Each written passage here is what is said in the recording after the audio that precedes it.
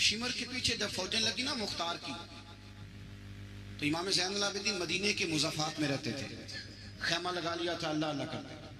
مختار کی فوجیں شمر کے پیچھے لگیں، گرمی کا موسم، گھوڑے پیچھے ہیں، چھپتا چھپاتا دوڑتا، گرمی میں تھوڑا بہت دوڑنا پڑے تو زبان باہر آ جاتی اور انسان کے وجود کی عجیب کیفیت ہوتی۔ شمر ادھر آ گیا جہاں امام زین العابدین کا خیمہ تھا۔ اس نے دیکھا کہ ایک گھر ہے، چھپنے کی جگہ، دوڑ کے اندر داخل ہوا۔ امام مصلی پہ بیٹھے، یوں نظر اٹھائی، کیا شان ہے رسول کریم کے گھرانے، کیا انداز ہے گھرانے کا، یوں نظر اٹھائی، فرمایا پردیسی پانی پینا ہے؟ بند کرنے والا تھا پانی پینا ہے؟ کہنے لگا پینا ہے۔ شمر کہتے میں سمجھا کہ پہچانا نہیں امام زین العابدین، پہچانا نہیں۔ وقت بدل گیا، حالت بدل گئی، وہ تاج و تخت والے آج رسوا ہیں۔ امام زین العابدین خود اٹھے، سننا اور یاد رکھنا، اٹھے، پیالے سے پانی، اپنے مٹکے سے پانی پیالے میں ڈالا، پھر ایک پیالہ دیا، پھر دوسرا دیا، اور پیو گے؟ تیسرا دیا۔ شمر کہتے جب میں سیر ہو کے پانی پی لیا نا تو مجھے تو گمان تھا نا پہچانے نہیں، تو میں اجازت لے کے باہر نکلا تو میں نا پانی تو پی لیا پر پانی پانی ہو گیا۔ ہم تو دشمن کو بھی پاکیزہ سزا دیتے ہیں، ہاتھ اٹھاتے نہیں، اسے اس کی نظروں سے گرا دیتے ہیں۔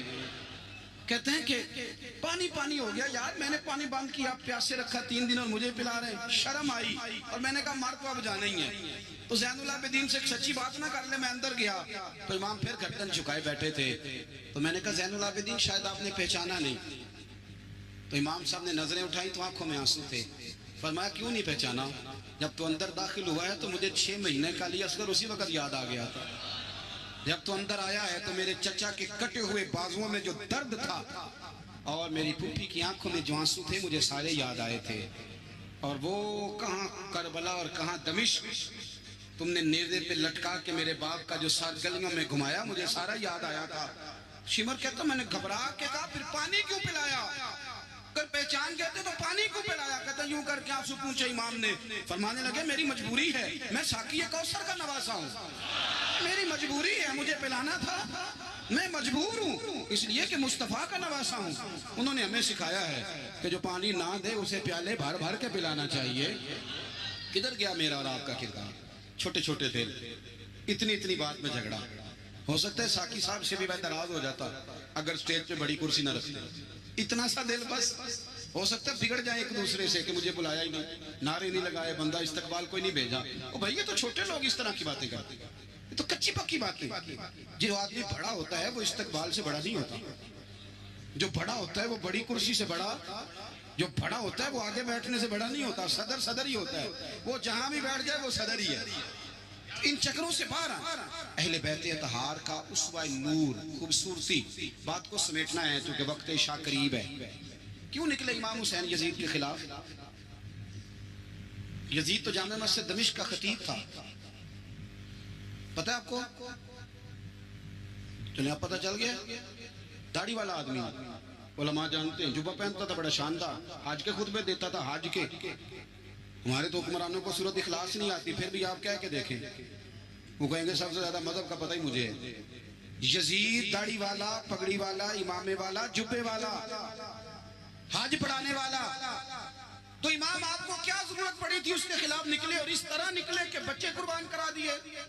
تو امام حسین کے سارے خطبے، سارے مدینے سے مکہ، مکہ سے مقام بیضا، وہاں سے کربلا، سارے خطبے، وہی خطبہ پھر دمشق میں امام زین العابدین کا، وہی پھر مدینے میں امام زین العابدین کا۔ امام حسین فرمانے لگے یزید اللہ کی حدوں کو توڑتا ہے، رب کے حلال کو حرام اور حرام کو، آپ کے ملک میں کہا نہیں جاتا کہ مولوی گنجائش نکالیں سود کے بارے میں؟ اتنا بڑا جرم جس کو کہا گیا کہ اللہ رسول سے جنگ ہے، یہ اتنے بڑے حرام کو حلال کرنے جا رہے ہو؟ کہا یہ اللہ کی حدوں کو توڑتا ہے، نمازیں چھوڑ کے پڑھتا ہے، رنڈیوں کا ناچ دیکھتا ہے، مجرا جو آج کل گند ہر ایک موبائل میں آیا ہے۔ یہ امام حسین نے یہ خطبہ دیا، فرمایا کہ مجرے دیکھتا ہے، ناچ دیکھتا ہے، عیاشیاں کرتا ہے۔ اور پھر امام حسین نے فرمایا میں نے اپنی آنکھوں سے اسے مدینے میں شراب پیتے دیکھا ہے۔ فرمایا جو اتنے بڑے کبائر کرتا ہو اس کے ہاتھ میں ہاتھ دے دوں؟ یار سمجھو تو صحیح، امام حسین کا جہاد تو بے حیائی کے خلاف، شراب کے خلاف، امام حسین کا جہاد تو دین کو نافذ کرنے کا، نافذ کرنے کا، نماز پڑھنے سے یزید منع نہیں کرتا، نافذ کرنے کا جہاد۔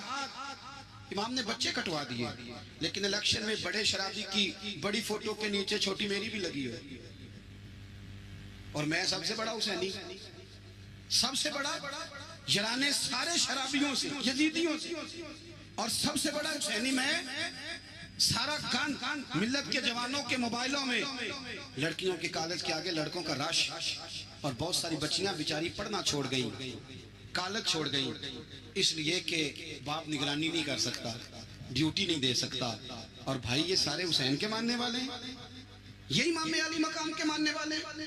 یا اپنے ملک میں اپنی بیٹیاں محفوظ نہیں، ہندوؤں سے خطرہ ہے، یہاں سکھوں سے خطرہ ہے۔ وہ میرے عزیز یاد رکھ، اگر تو گند دیکھتا ہے، گند کو پروموٹ کرتا ہے، گند کی بات کرتا ہے اور اس بے حیائی کو فروغ دیتا ہے، تو قیامت والے دن امام حسین کا ہاتھ ہوگا، تیرا میرا گریبان ہوگا۔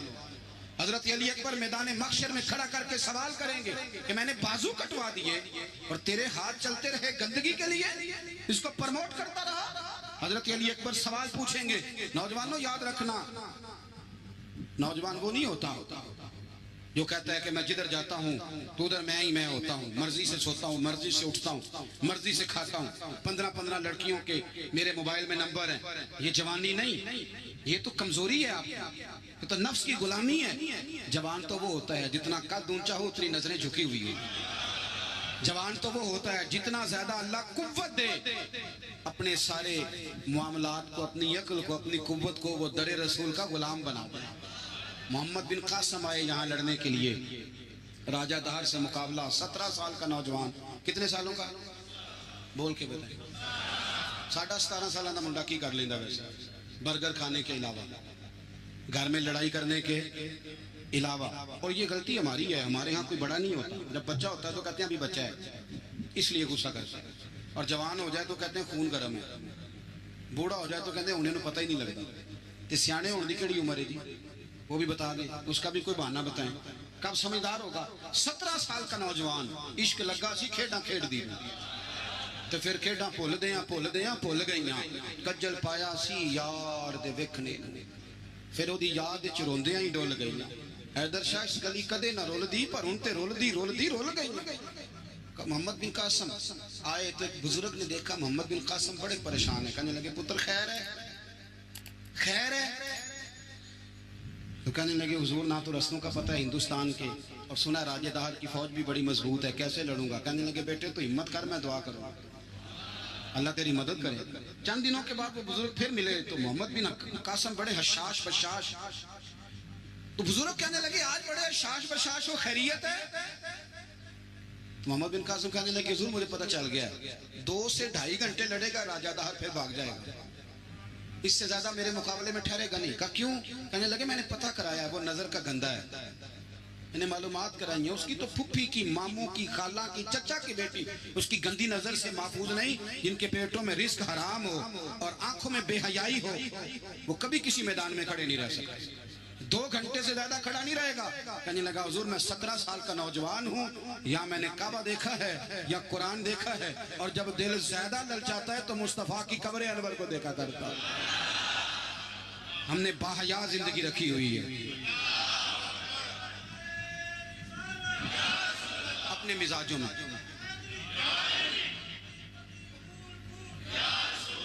سنیں اللہ جزائے خیر، سنیں امام حسین نے نا سر سجدے میں کٹایا اور تلاوت نیزے کی نوک پہ بھی جاری رہی۔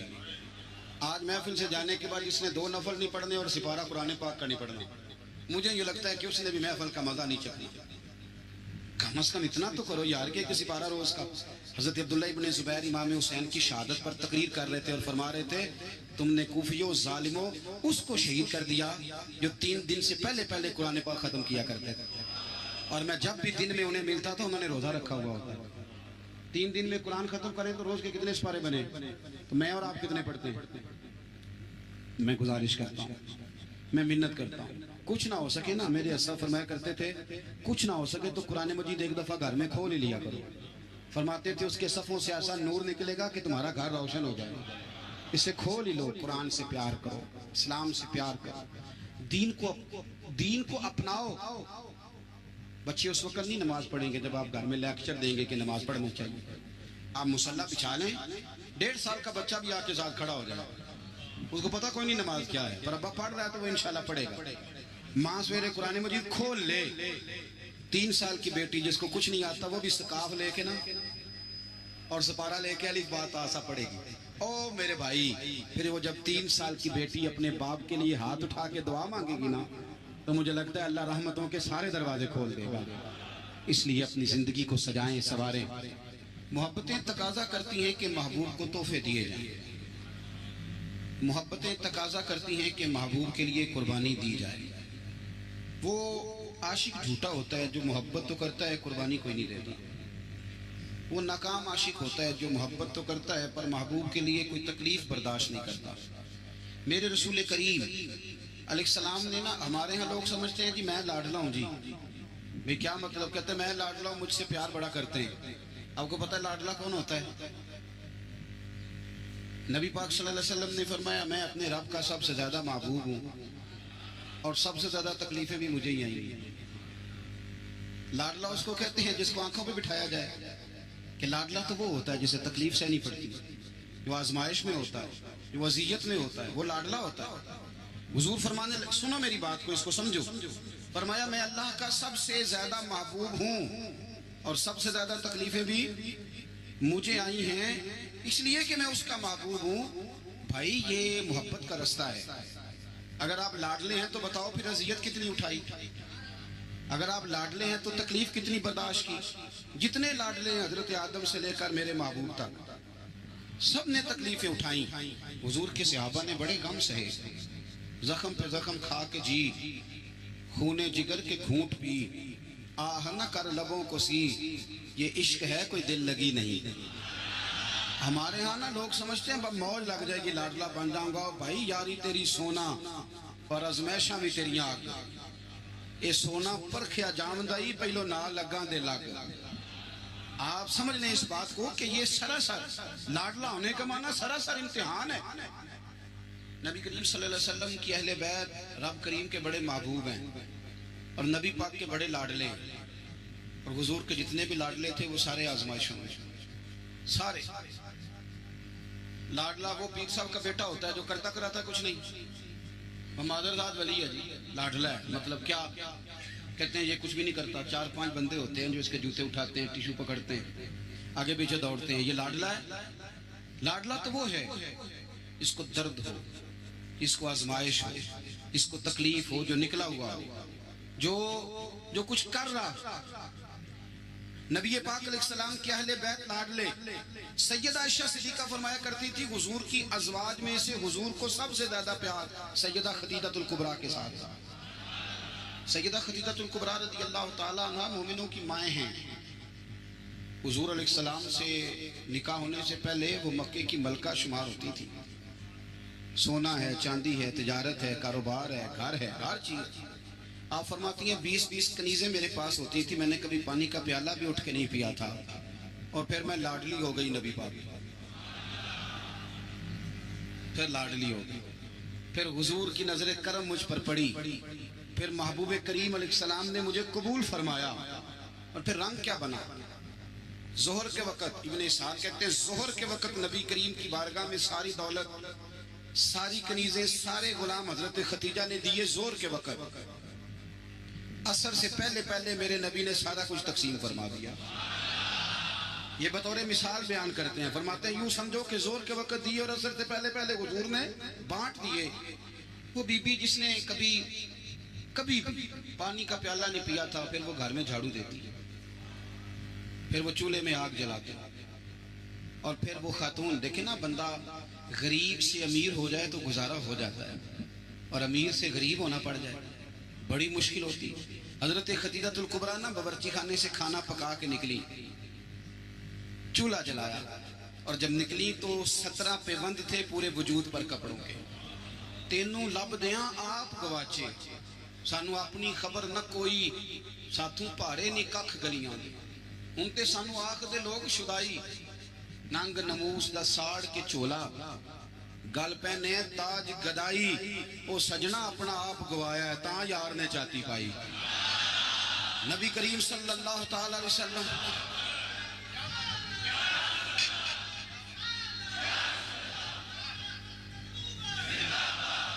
سنیں، حضرت خدیجہ نا کھانا پکا کے نکلی نبی پاک کے لیے، پرانا دوپٹہ، پیوند لگے کپڑے، ہاتھ کام کیا ہے تو ان پہ تھوڑی سی مٹی بھی لگ گئی۔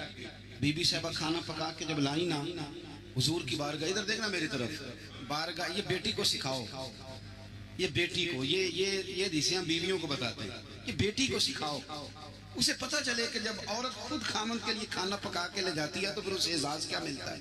حضرت خدیجہ الکبریٰ وہ کھانا پکا کے لائیں، اور جب نبی رحمت علیہ السلام کے سامنے کھڑی ہوئی نا تو حضور غور سے چہرہ دیکھنے لگے، غور سے۔ حضرت خدیجہ عرض کرنے لگی حضور کیا دیکھ رہے ہیں؟ فرمایا خدیجہ دیکھ یہ رہا ہوں کہ آپ کے آنے سے پہلے جبریل امین آ گئے، اور وہ کہہ رہے تھے کہ یا رسول اللہ خدیجہ کھانا پکا رہی ہے، جب لے کے آ جائے تو اسے اس کے رب کا سلام کہہ دیجیے گا، اسے اس کے رب کا سلام دے دیں۔ کیوں؟ اس لیے کہ جب آپ قربانی دیتے ہیں، جب آپ احسار کرتے ہیں، جب آپ کچھ کر کے دیتے ہیں، میرے معاشرے میں، میرے زمانے میں میری طرح کے سینکڑوں لوگوں کا جن کی موجیں لگی ہوئی ہیں، کیا کرایا کچھ نہیں، کچھ بھی نہیں۔ ہم نے نا دین سے کچھ لیا ہے، دیا نہیں، اور ہمارا آج بھی لینے کا شوق ہے، دینے کا نہیں۔ میں اگر روز میں کہتا ہوں روز کہ اسلام اور وہ لوگ فلانا بندہ خدمت نہیں کرتا، فلانا عزت نہیں کرتا، فلانا قدر نہیں کرتا، کوئی اگر مجھ سے پوچھ لے کہ صاحب آپ نے کیا دیا، ہم روز دعائیں مانگ رہے ہیں، التجائے کر رہے ہیں، تعویذ لے رہے ہیں، مانگ رہے ہیں، اگر کبھی ہم اپنے دل کی عدالت لگائیں اور پوچھیں ہم نے مذہب کو کیا دیا، وہ 5,000 روپیہ جو ہم مسجد میں دیتے ہیں نا، وہ بھی 25 جگہ پہ لوگوں کو خبر ہوتی ہے کہ دے دیا ہے۔ تو نے کوئی دکھ سہا مذہب کے لیے؟ کوئی پتھر کھایا تو نے دین کے لیے؟ کبھی کانٹوں پہ چلا تو مذہب کے لیے؟ کبھی تو آگے بڑھا؟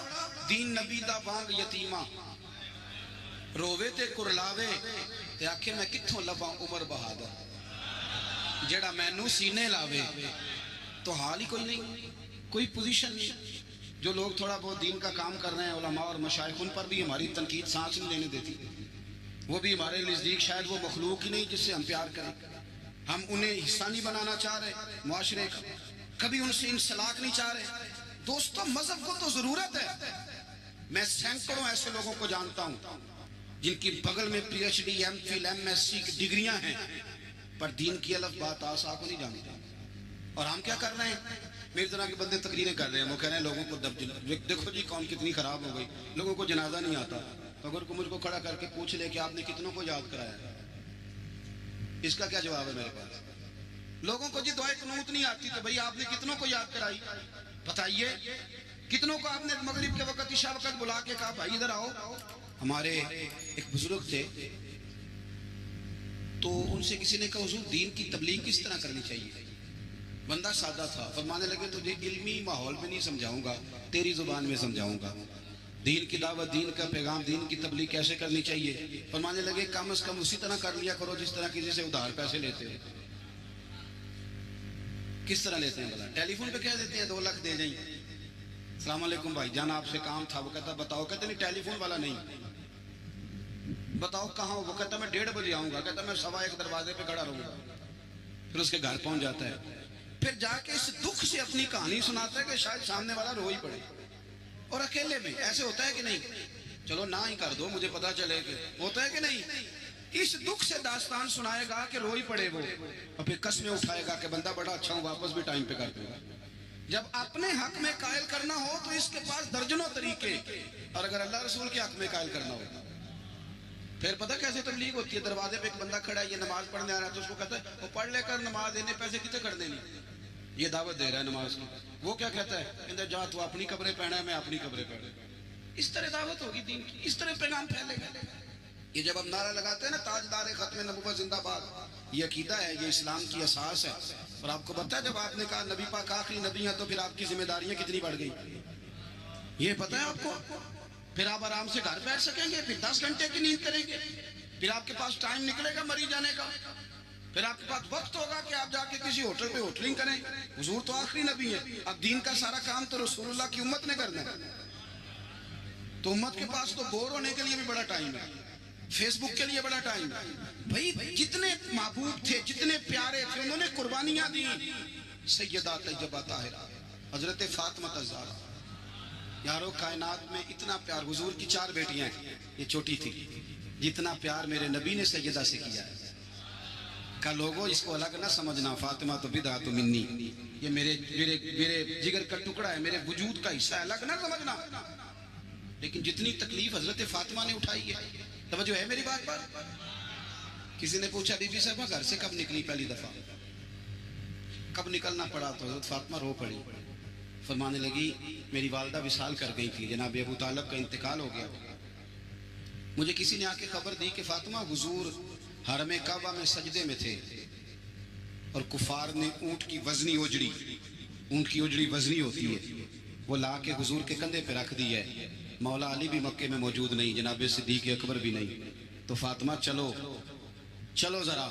تو حضرت فاطمہ کہتی ہیں چھوٹی سی عمر میں دوپٹہ اوڑھ کے, گویا برقع پہن کے میں گئی, اور فرماتی ہیں پھر جا کے میں نے رسول کریم کے سر اقدس سے اوجڑی اتاری. یہ شہزادی ہیں, یہ کائنات کی مالکہ ہیں, یہ جنتی عورتوں کی سردار ہیں, پر ان کی آزمائش تو دیکھو.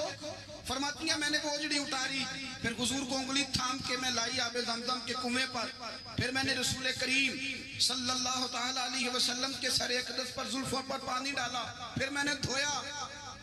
اور کہتی ہیں جب میں نے نظر اٹھائی تو حضور رو رہے تھے. جب حضور روئے تو میں کھل کے روئی. تو پھر میں نے دعا کی, اللہ جس نے میرے بابا کو تکلیف دی انہیں تباہ و برباد کر دے. سیدہ فرمایا کرتی تھی جن کے لیے میں نے اس دن دعا کی تھی سارے بدر میں مارے گئے, بدر میں مارے. ان کی تکلیف دیکھو. کون اتنا غریب ہے اس مجمع میں جس کی بیٹی اتنا کام کرے کہ ہاتھوں پہ چھالے پڑ جائیں؟ ہیں ویسے سب کی بچیاں دکھی, جس کو آپ ٹٹولیں گے وہی کہے گا دماد بڑا ظالم ہے, میری بیٹی تو لاڈوں میں پلی ہوئی تھی. ہے کوئی اتنا غریب جس کی بیٹی اتنا کام کرے کہ ہاتھوں پہ چھالے پڑ جائیں؟ اور سیدہ فاطمہ نے اپنے گھر میں مٹی گوند کے لیپا پوتی بھی کی. سیدہ فاطمہ نے چکی پیسی, چکی میرے ملک میں جس کو سزا ملتی ہے اسے چکی پیسنے پہ لگاتے ہیں. بی بی صاحبہ نے چکی پیسی, کہہ دیتے ہو سن لیتے ہو. کبھی پتہ ہے آپ کو کہ خاتون خامہ واشنگ مشین پر کپڑے دھوتی ہے تو رات کو کہتے ہیں 2 گولیاں لا دو پیناڈول کی, بڑی تھک گئی. وہ بھائی چکی پیس کے کھانا پکایا, اور ایک وقت کھایا تو ایک وقت بھوک کاٹی, اذیت اور تکلیف میں وقت گزارا. حضرت مولا علی کا جب نکاح ہوا تو اپنا مکان کوئی نہیں تھا, مسجد میں سوتے تھے. حضرت عارصہ بن نعمان کا مکان محبوب نے لے کر دیا, اس میں وقت گزارا. تکلیفیں ہیں, آزمائشیں ہیں, لیکن جب دین کو کچھ دینے کی باری آتی ہے. حضرت سیدنا سلمان فارسی فرماتے ہیں نبی کریم علیہ السلام کے پاس مہمان آیا تو حضور علیہ السلام نے فرمایا میرے گھر میں ظاہری طور پر کچھ نہیں, جاؤ کہیں سے پتہ کرو. جناب سلمان فارسی فرماتے ہیں میں حضرت علی کے دروازے سے گزرا تو مولا علی پوچھنے لگے خیریت ہے؟ میں نے کہا مہمان آیا ہے. توجہ ہے میری بات پر, سمجھ آ رہی ہے آپ حضرات کو؟ مہمان آیا ہے, اس کے پاس کھانے کو کچھ نہیں. تو کہتے ہیں میں مولا علی سے باتیں کر رہا تھا تو سیدہ فاطمہ اندر سن رہی تھی. کہنے لگی علی انہیں روک لو, انہیں روکو. تو مولا علی پلٹ کے کہنے لگے فاطمہ 4 دن سے تو بچوں نے کچھ نہیں کھایا. فرمایا ان کی خیر ہے, مہمان کے لیے میرے پاس ہے. وَيُكْسِرُونَ عَلَىٰ أَنفُسِهِمْ وَلَوْ كَانَ بِهِمْ خَصَاصَةٌ, ان کے لیے میرے پاس ہے. کہا کیا؟ فرمایا گھر میں ایک بستر پڑا ہے, میں کون سا کبھی کبھار تو استعمال کرتی ہوں, جاؤ کسی کے پاس گروی رکھ دو یا بیچ دو. او یارو کب ایسا ہوتا ہے, لیکن قربانی قربانی ہوتی ہے. حضرت سلمان فارسی کہتے ہیں میں شمون یہودی کے پاس لے کے گیا. توجہ ہے نا میری بات پر؟ میں نے کہا یہ گروی رکھ لو یا خرید لو اور ہمیں ایک مہمان کے لیے 3 وقت کا کھانا دے دو. تو کہتے ہیں وہ خوشبو سونگھ کے کہنے لگا کہاں سے آیا ہے؟ میں نے کہا مولا علی کے گھر سے. کہتے ہیں وہ دوڑ کے اندر گیا, پھر آیا, پھر گیا, پھر آیا. 3ویں دفعہ واپس آیا تو اس کے ہاتھ میں کچھ صفحے تھے. میں نے کہا یہ کیا ہے؟ کہنے لگا میں نے تورات میں پڑھا تھا کہ محمد صلی اللہ علیہ وسلم اور اصحاب محمد آخری محبوب کا طریقہ یہ ہوگا, ان کے غلاموں کا طریقہ یہ ہوگا کہ وہ اپنی جان پر بوجھ برداشت کر کے بھی غیروں کی مدد کریں گے. میں نے ساری نشانیاں دیکھ لی تھی, آج یہ نشانی بھی پوری ہو گئی. سودا بھی لے جا, کمبل بھی لے جا, اور مجھے بھی لے جا تاکہ جا کے میں مصطفیٰ کا کلمہ پڑھ لوں, حضور کا غلام ہو جاؤں. بھائی قربانی, اظہار, کچھ دینا, دین کے لیے کچھ کرنا, اپنی خدمات کو پیش کرنا, اور مخلص ہو کر, خالص ہو کر. یہ بہت زیادہ پوسٹر چھپتے ہیں نا جب ہمارے، اب ہم تو منع میری نہ کر سکتے، 20 30 آدمی بیک وقت ویڈیو بناتے ہیں، تو کسی وقت نہ شیطان حملہ بھی کرتا ہے، وہ کہتا ہے دیکھا کتنی بلے بلے، اس شہر میں بھی اتنے لوگ تھے، فلانی جگہ بھی، یہ بڑی مصیبت ہے، آپ کو اپنے آپ کو روک کے رکھنا، کہیں کھڑا کرنا، یہ ایک بہت بڑی آزمائش ہوتی ہے۔ اس لیے مولا رومی نے پورا کلام لکھا ہے، وہ کہتے ہیں زوال والے پر تو آزمائش ہی کوئی نہیں ہوتی، آزمائش تو ہوتی عروج والے پر، زوال والے کو کیا۔ لیکن کبھی کبھی اکیلے بیٹھ کے سوچتے ہیں کہ اتنا کچھ لے لیا ہے تو مذہب کو دیا کیا، ہم نے دیا کیا۔ آپ یقین کریں مذہب پر جو نظریاتی حملے ہیں، نظریاتی، آپ کی سوچ سے زیادہ ہیں، جو فکری حملے ہیں، فکری، ہر چوتھا آدمی اٹھ کے سوال جواب کر رہا ہے، چوتھا آدمی۔ میں دیانتداری سے کہتا ہوں، ذمہ داری سے، جتنے عوام کو میں جانتا ہوں وہ دل پہ ہاتھ رکھ کے آج بھی ان کو انشراح صدر ہی نہیں، آج تک بہت سارے لوگ ایسے ہیں جو آج تک دل سے اس بات پر راضی نہیں کہ ملک میں نظام مصطفیٰ نافذ ہو جائے۔ میں حکمرانوں کی بات نہیں کر رہا، میں اپنی اور آپ کی کر رہا ہوں۔ کتنے فیصد لوگ ہیں جو یہ چاہتے ہیں؟ سوال ہی نہیں پیدا ہوتا، ہمارا مزاج ہی نہیں ہے، انشراح صدر ہی نہیں لوگوں کو نصیب۔ کتنے لوگ ہیں جو کہتے ہیں کام چل رہا ہے بس چلنے دو۔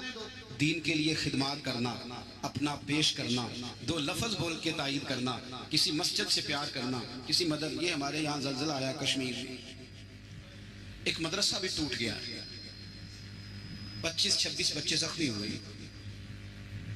جتنی تنظیمیں انسانی حقوق کی گئی ہیں وہ آپ کو سب زخمیوں کے سرانے کھڑی نظر آئیں گی، طالب علموں کے سرانے نہیں۔ جتنا استحصال مدرسے کے بچوں کا کیا جاتا ہے، جتنا چھوٹا اور ہلکا انہیں جانا جاتا ہے، اسی مسجد میں جس میں یہ اعلان ہو رہا ہوتا ہے نا کہ مسجد کے بچوں کے، مدرسے کے بچوں کے پیروں تلے فرشتے پر بچھاتے ہیں، اسی مسجد کی کمیٹی نے مدرسے کے بچے کے سر پر کھال بھی رکھی ہوئی ہوتی ہے، بھئی اس کے پیروں کے نیچے فرشتے نے پار بچھایا، تو نے اس کی گردن پہ کھال رکھ دی۔ غور تو کرنا اس کا احساس کتنا تھا، تو نے کہاں کھڑا کر دیا۔ میرے بھائی، دین کا وہ وقار، دین کا وہ احساس، دین کی وہ شان۔ میں تکلیف سے بات کرنے لگا ہوں، تکلیف سے، ادھر دیکھو میری طرف۔ خالی پاکستان ہے کہ اسلامی جمہوریہ؟ چلیں آپ ہی نہیں اتفاق کر رہے تو آگے کیسے جانا ہے؟ بولے ہی نہیں آپ، کیا نام ہے ملک کا؟ بولیں۔ جب آپ کی وفاقی کابینہ کی میٹنگ ہو رہی ہوتی ہے تو کتنے علماء بطور مشیر بیٹھے ہوتے ہیں؟ کتنے؟ کبھی کوئی ایسا تذکرہ ہوا ہے؟ آپ کیا اس مکتبے کی یہ جو شعبہ ہے زندگی علماء والا، اس کی آپ ضرورت نہیں محسوس کرتے کہ یہ بتائیں کہ یہ جو بل پاس ہونے لگا ہے اس کے بارے میں نبی پاک کا طریقہ مبارکہ کیا ہے، حضور کے ارشادات عالیہ کیا ہیں، دین کا منشا اس کے بارے میں کیا ہے؟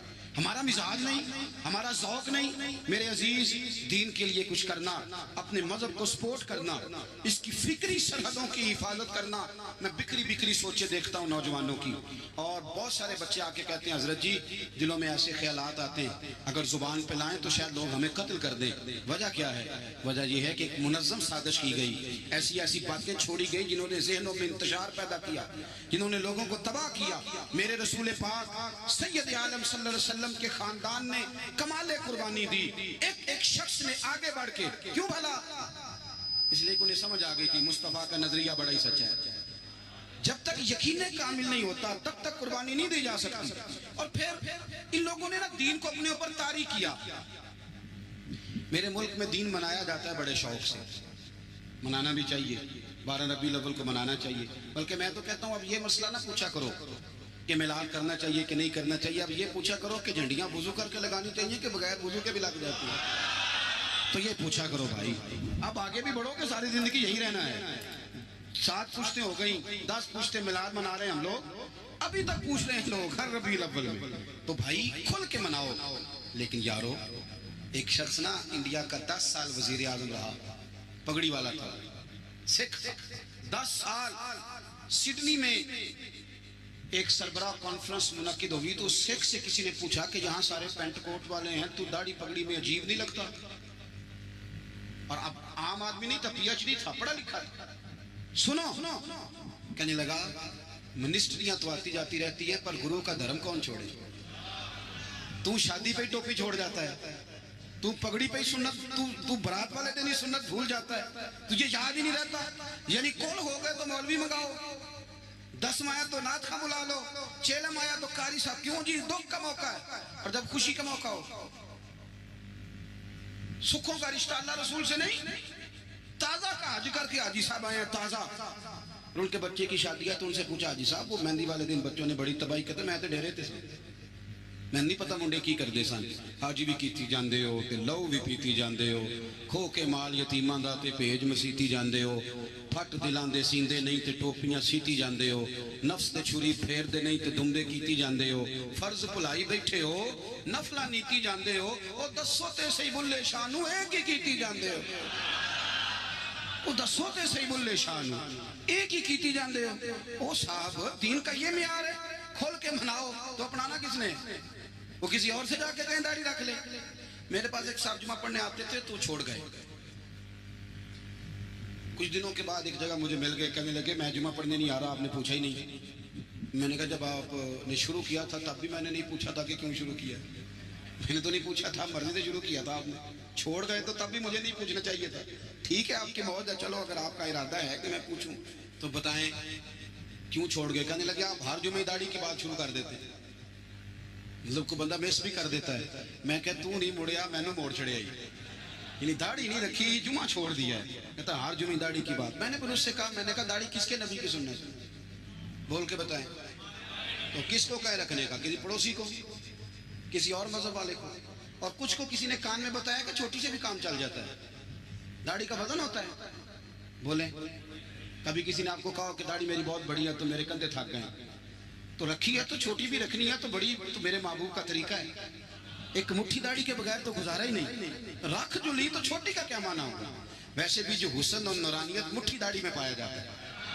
آپ کبھی تجربہ کر کے دیکھ لیں آپ سفید داڑھی کو ایک طرف کھڑا کریں اور سیٹھ کو نواب کو جو بیوٹی پارلر سے کلین شیو کرا اسے دوسری طرف کھڑا کریں سلوٹ کرنے کو اسی کو دل چاہے گا جس کی داڑھی سفید ہو ہاں اور سنو بخاری مسلم کی حدیث میرے رسول کریم سید عالم نور مجسم شفیع معظم صلی اللہ علیہ وسلم نے فرمایا حضور فرمانے لگے نبی کریم فرمانے لگے لوگوں جس نے 3 لوگوں کی عزت کی یا رسول اللہ کس کی فرمایا عدل کرنے والے بادشاہ کی قرآن کے عالم کی اور سفید داڑھی والے مسلمان کی فرمایا جس نے ان تینوں کی عزت کی سمجھے میں نے اپنے رب کا حیا کیا ہے اتنی بڑی بات کر دی نبی کریم نے اتنی بڑی بات تھوڑی محبت اہل بیت نے نا دین کے لیے قربانیاں دی اور پھر دین کو اپنایا بڑے میٹھے اخلاق تھے اہل بیت دل میں بڑی صفائی طبیعتوں میں بڑی مٹھاس معاف کرنے کا بڑا ہی جذبہ معاف کرنے کا بڑا ہم تو بدلہ لے رہے ہیں اوہو پنچایت میں کبھی صلح کر بھی لیں تو معافی نہیں دیتے کہتے ہیں اب تو چودھری صاحب کہہ رہے ہیں مان جاتا ہوں پھر جب میرے قابو آئے گا نا تو معافی نہیں دیتے صلح کر لیتے ہیں کسی کے کہنے پر نفسیاتی طور پر ہم بڑے ڈسٹرب اس لیے ہیں کہ ہم بے سکون رہتے ہیں جان بوجھ کے وجہ ہی کوئی نہیں لیکن جب تک زندگی ہے اللہ نے زندہ رکھنا ہے اور جب وقت آ جانا ہے تو پھر کوئی ہمیں بچا سکتا تو ٹینشن کس بات کی ڈپریشن کس بات کا ایک بات دوسری بات یہ کہ دوسروں کی نفسیات کا بھی تھوڑا تھوڑا خیال کریں ہم پتہ کیا چاہتے ہیں سارے میرے مطابق چلیں پھر نفسیاتی مسائل پیدا ہوتے ہیں میرے ساتھ اگر 100 بندہ پیار کرتا ہے تو ان کے مطالبے الگ الگ ہیں کوئی کہتا ہے جناب کو پیار ہی کرنا چاہیے ہر ایک سے مسکرا کے ملنا چاہیے کوئی کہتا ہے حضرت صاحب اتنا بھی پیار کریں تو لوگ نگل جاتے ہیں تھوڑی ڈنڈی پٹی بھی ہونی چاہیے دونوں قسم کے لوگ ہیں نا جی ایک وہ شخص ہے جو کہتا ہے اتنا بڑا مجمع ہے تو 2 سیکیورٹی گارڈ بھی ہونے چاہیے تیسرا کہتا ہے جی عجیب عجیب لگتا ہے ایک گارڈ رکھے ہوں کسی بندے نے کسی بڑے آدمی تو یہ ہر بندے کا مطالبہ اب آپ نے کیا کرنا ہے آپ نے لوگوں کے مزاج کی رعایت کرنی ہے جہاں تک آپ پیار کر سکیں آپ نے کرنا ہے جہاں تک محبت کر سکیں آپ نے محبت نبی پاک نا بچوں کے مزاج کا خیال کرتے چھوٹے بچوں حضور پاک سے گزرتے تو فرماتے السلام علیکم ایک بچے نے نا حضور کے کپڑوں پر پیشاب کر دیا تھا اس کی ماں پریشان ہو گئی بخاری ہے یا رسول اللہ وہ بچہ تھا پتہ نہیں چلا تو نبی پاک فرمانے لگے کیا ہو گیا وہ بچہ ہے اللہ نے پانی پیدا کیا نا ابھی اس پہ پانی بہائیں گے سب ٹھیک ہو جائے گا وہ بچہ ہے لیکن حاجی صاحب گھر میں بگڑ جاتے ہیں پوتا اگر پیشاب کر دے کہتے ہیں میں نماز پڑھنی ہوتی ہے وہ بگڑ جاتے ہیں پیر صاحب بگڑ جاتے ہیں اس بات پہ علامہ صاحب بگڑ جاتے ہیں سیٹھ صاحب کہتے ہیں پتہ ہی نہیں بچے نے پیشاب کر دیا حضور نے فرمایا کہ بچہ بچہ ہوتا ہے وہ چھوٹا ہے اس کا ایک مزاج ہے اس کا ایک مطالبہ ہے اب آپ یہ کہیں کہ وہ بڑا مجھے پاک صاف سمجھتا ہے تو اس رویے سے میرے ساتھ وہ ملاقات کرے آپ اس کے مزاج کی رعایت کریں گے نبی کریم کے غلام کے بیٹے ہیں حضرت اسامہ بن زید نواسوں کی بات نہیں سنا رہا زید بن حارثہ حضور کے غلام تھے، ان کے بیٹے ہیں، چھوٹی عمر تھی، ناک بہ رہا تھا. ویسے دادا جی ناک صاف کر دیتے ہیں پوتے کا؟ ہو سکتا ہے وہ ڈانٹ دیں کہ چل دوڑ جا، کتنا گندا، اماں سے کہا تیرا ناک صاف کرے، چل نالائق. نانا بھی کہتے بھاگ جا، کیونکہ وہ حاجی صاحب نے وضو کرنا ہے، نماز پڑھنی ہے، تو ان کے قریب یہ چیز آ گئی تو بڑا مسئلہ بن جائے گا. نبی کریم صلی اللہ علیہ وسلم نے کہا عائشہ اسامہ کی ناک بہ رہی ہے، صاف کر دو. حضرت عائشہ کہتی ہے میں ذرا اٹھی کو کپڑا دیکھنا تو حضور جلدی سے اٹھے. ایک روایت تو یہ ہے کہ حضور نے ناک پوچھ دیا، دوسری میں ہے کہ نبی پاک قریب پہنچ گئے. جناب عائشہ کہتے ہیں میں نے ہاتھ پکڑ لیا، میں نے کہا حضور کپڑا لینے گئی تھی، آ گئی. کہتے میں نے اپنے ہاتھوں سے ان کی ناک صاف کر دی، ریڑھ صاف کر دیا. اللہ کے رسول گویا میری طرف دیکھ کے مسکرائے، حضور راضی ہوئے. بچے تو بچے ہوتے ہیں، بچے تو بچے ہوتے ہیں. اب آپ کو بچہ حاجی صاحب مانے، پہلے نمازی صاحب مانے، آپ کو پہلے بچہ جو ہے وہ بڑا سیانا مانے، سمجھدار مانے، عقل مند مانے، پیر صاحب مانے. چھوٹا بچہ تو وہ نہیں مان سکتا. آپ اس کی نفسیات کے مطابق اس کے ساتھ چلیں. آپ رویہ وہ رکھیں کہ وہ بچہ ہے، وہ چھوٹا ہے. حضور بچوں کے پاس سے گزرتے تھے تو انہیں سلام کہتے تھے. آپ بھی کہتے ہیں، آج سے کہیں گے. حضور گزرتے چھوٹے کہتے السلام علیکم. اور نبی پاک صلی اللہ علیہ وسلم کبھی کبھی نا بچے کھیل رہے ہوتے تو حضور بیٹھ جاتے، فرماتے یار میرے سینے سے تو لگو.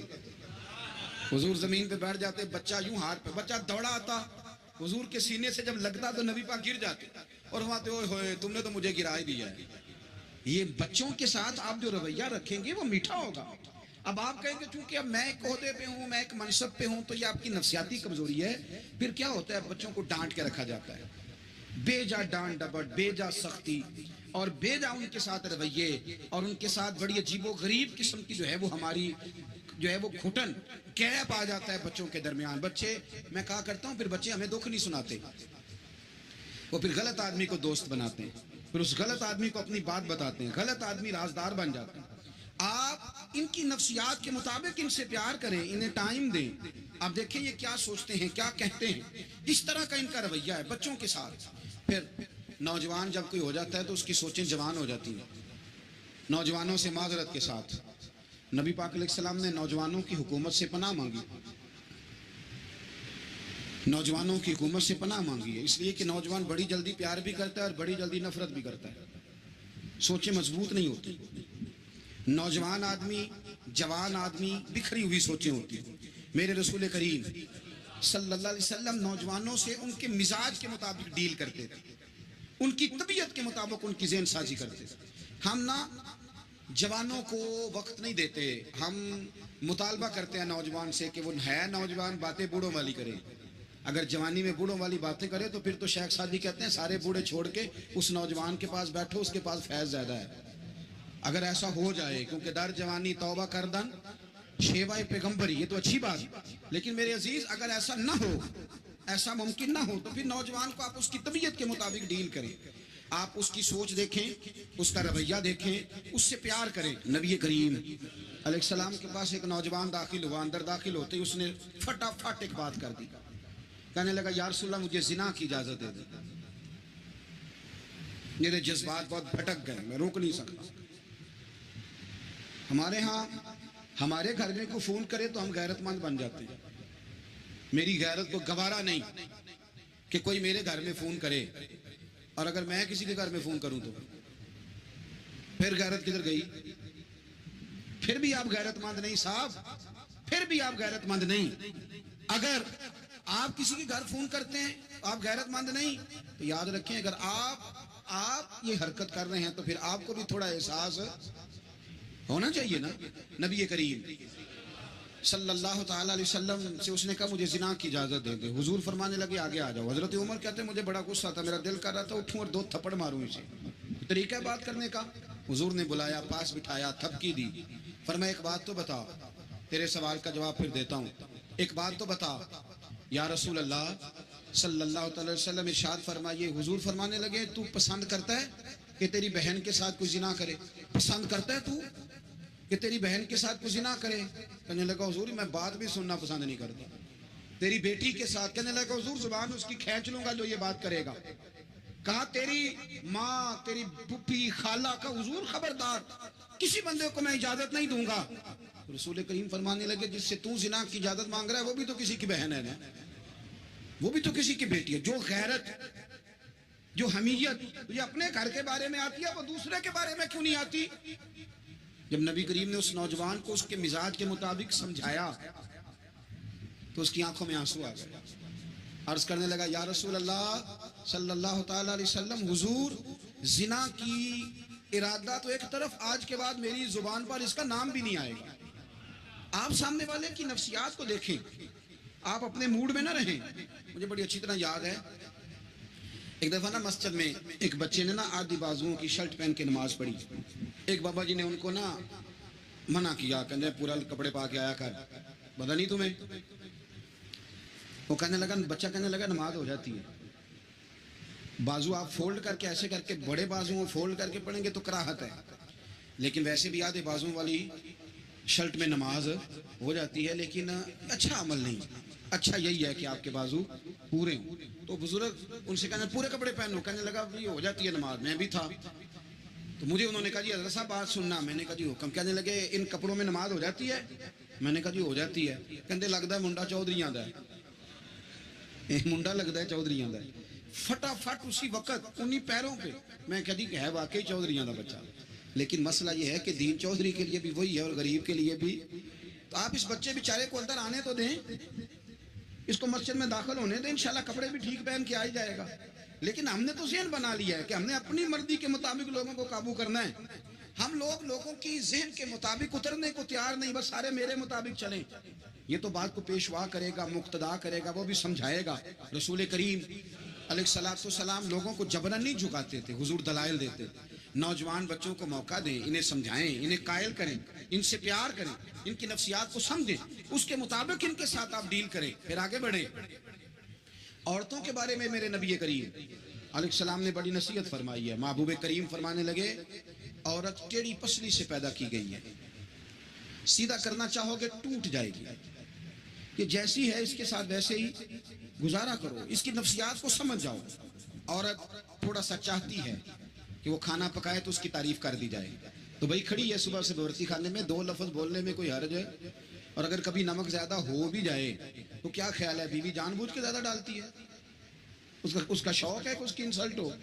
ہمارا رویہ اتنا سخت ہوتا ہے، بعض اوقات اتنا تکلیف دہ ہوتا ہے کہ اس سے جذبات کو ٹھیس پہنچتی ہے، مزاج میں خرابی آتی ہے. تھوڑی تعریف دیکھیں، عورت چاہتی ہے تھوڑا سا کہ میرے خاندان والے، میرے سسرال والے میری تھوڑی عزت کریں. تو وہ اگر سارا کچھ چھوڑ چھاڑ کے آ گئی ہے تو جس طرح ہم اپنی بیٹی کے لیے ذہن رکھتے ہیں عزت کا، اگر تھوڑا اس کے لیے بھی بنا لیں گے تو میرا خیال ہے کوئی حرج والی بات. ہم نا لوگوں کا خیال رکھنے کی بجائے لوگوں کو چڑھاتے ہیں. ناراض تو نہیں ہو جائیں گے آپ؟ نہیں رہن دینے، لگتا ہے تو ہو جانا ہے بھائی. چڑھاتے ہیں لوگ. کسی نے کہہ دیا نا کہ یہ میرے گھر نہ آئے، آج کے بعد باپ نے بیٹے کو کہہ دیا یہ تیرا رشتہ دار نہ آئے، وہ کہتا ہے تو سویرے ضرور آئی، دیکھاں گا تینوں کڑا ڈکدا ہے آنا صبح. وہ کسی نے کہہ دیا نا اس گلی سے نہ گزرنا، کہنا میں ابھی گزروں گا، تو دیکھ لے جو تو نے کرنا ہے. ہم لوگوں کی نفسیات کے بلکہ پتہ چل جائے نا فلانے کو فلان چیز بری لگتی ہے، اس کو لوگ زبردستی کرتے ہیں، چڑھاتے ہیں، نفرتیں پیدا کرتے ہیں، اس کے اندر غرور لاتے ہیں، مزاج کے اندر چڑچڑاپن پیدا کرتے ہیں. یہ کام نہ کریں. آپ اپنے لیے کیا گراؤنڈ بنا رہے ہیں کہ لوگ آپ سے نفرت کریں، لوگ تکلیف دیں آپ کو. یہ نوجوان بچے کسی نے ہارن دے دیا گاڑی کا تو آپ اس نے گاڑی پیچھے کرنی نہیں، وہ ماں بدولت کو ہارن بجا دیا. یہ مہذب قوموں کا یہ رویہ نہیں ہوتا. یہ تو وہ قومیں ہیں جو مطلب بڑی تنگ ہیں اپنے آپ سے، یہ بڑے آوازار لوگ ہیں. ٹھنڈے رہیں، میٹھے رہیں، پیار کریں، دوسروں کے جذبات کا احساس کریں. نبی کریم صلی اللہ تعالیٰ علیہ وسلم نے ایک دن حضرت عائشہ صدیقہ سے کہا عائشہ تیرے ساتھ ایک بات نہ کروں، حضور کریں. فرمایا جب تو ناراض ہوتی ہے تب بھی مجھے پتہ چل جاتا ہے، اور جب تو راضی ہوتی ہے تب بھی مجھے خبر ہو جاتی ہے. اتنا دھیان رکھتے ہیں خامن کر لے کہ اب اس کی پوزیشن کیا ہے اور اب یہ کیا سوچتی ہے اور کس بات پہ اس کو جو ہے وہ ناراضگی ہوتی ہے. مجھے جب تو راضی ہوتی ہے تب بھی پتہ ہوتا ہے ناراض. تو حضرت عائشہ کہتی ہے نہیں حضور ایسی تو بات ہی کوئی نہیں، آپ بتائیں. حضور فرمانے لگے جب میں کسی اور زوجہ کے پاس تھوڑا وقت گزار لیتا ہوں زیادہ اور جب میں آتا ہوں تو ناراض ہوتی ہے. یا رسول اللہ آپ کو کیسے پتا؟ فرمایا بتاؤں حضور بتائیں. فرمایا اس وقت جب تو قسم اٹھاتی ہے تو کہتی ہے لا و رب ابراہیم، مجھے ابراہیم کے رب کی قسم. اور جب تو مجھ سے راضی ہوتی ہے تو کہتی ہے لا و رب محمد، مجھے محمد کے رب کی قسم. تو پھر حضرت ابراہیم کا نام لے لے کے حضرت عائشہ کہنے لگی محبوبہ قربان جاؤں، بات بالکل ٹھیک ہے، ایسے ہی ہے یا رسول اللہ، بالکل ایسے ہی ہے۔ جب تھوڑی خفگی ہوتی ہے تو میں یہ کام، تو حضور تو لوگوں کے مزاج کا خیال کرتے تھے، نبی کریم کو تو پتا ہوتا تھا، لیکن ماں بدولت کہتے ہیں سارے میری مرضی کے مطابق چلیں۔ ہاں میں نے زندگی میں یہ تجربہ بھی کیا ہے کہ آپ لوگوں کا خیال رکھنے لگ جاتے ہیں تو لوگ خراب بھی ہو جاتے ہیں، اس میں کوئی شک نہیں۔ وہ سمجھتے ہیں شاید میری ضرورت بڑی ہے، نا یہ بات نہیں بھائی، بات کچھ اور ہے۔ حضور رحمت اللہ العالمین ہے نا، تو کافر ہے یا منافق ہے، حضور کی تو ڈیوٹی ہے پیار کرنا، لیکن کافر کو تو چاہیے نا کلمہ پڑھے، منافق کو تو چاہیے نا مومن بنے۔ او بھائی میں نے کہا وہ بزرگ ہیں، ان کی ذمہ داری ہی پیار کرنا ہے، وہ جو بھی جائے گا اس سے۔ لیکن تو بتا تو نے پیار میں سے سیکھا کیا ہے، لیا کیا ہے، تیرے اوپر اثر کیا ہے؟ پیار کرنا، شفقت کرنا اور ہے، یہ جملہ میرا یاد رکھنا، پیار کرنا کسی سے اور ہے اور اس سے راضی رہنا یہ بات اور ہے۔ کسی پر شفقت کرنا اور ہے اور اس بندے سے راضی رہنا، یہ آپ دیکھیں کہ وہ راضی ہے آپ سے کہ نہیں، کہ خالی پیار ہے، خالی شفقت ہے۔ شفقت تو مجبوری ہے، کرنی ہے۔ تو میرے عزیز یاد رکھیں، نبی کریم تھوڑا تھوڑا خیال کرتے، دیکھتے بندہ اس کے مزاج کے مطابق، دیہاتی آتا تو حضور اس کا بھی خیال کرتے۔ حضرت ظاہر دیہاتی تھے، وہ آتے تھے ترکاریاں لے کے گاؤں سے، نبی کریم صلی اللہ علیہ وسلم پیار کرتے تھے، وہ کئی دفعہ عجیب و غریب باتیں بھی کرتے تھے، حضور محبت سے پیش آتے تھے۔ آپ سامنے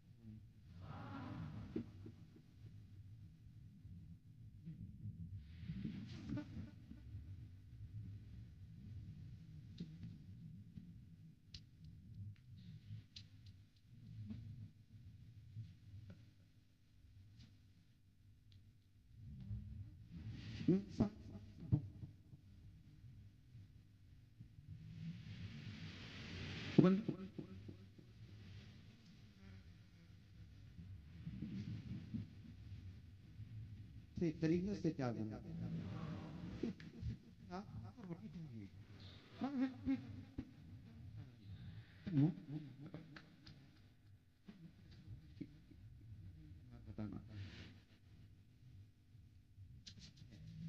میں تو پنجتن کا غلام ہوں، میں مرید خیر الانام ہوں، میں تو پنجتن کا غلام ہوں، میں مرید خیر الانام ہوں، میں مرید خیر الانام ہوں، مجھے عشق ہے تو خدا سے ہے، مجھے عشق ہے تو خدا سے ہے، مجھے عشق ہے تو رسول سے، مجھے عشق ہے تو رسول سے، یہ کرم ہے حب بطول کا، یہ کرم ہے حب بطول کا،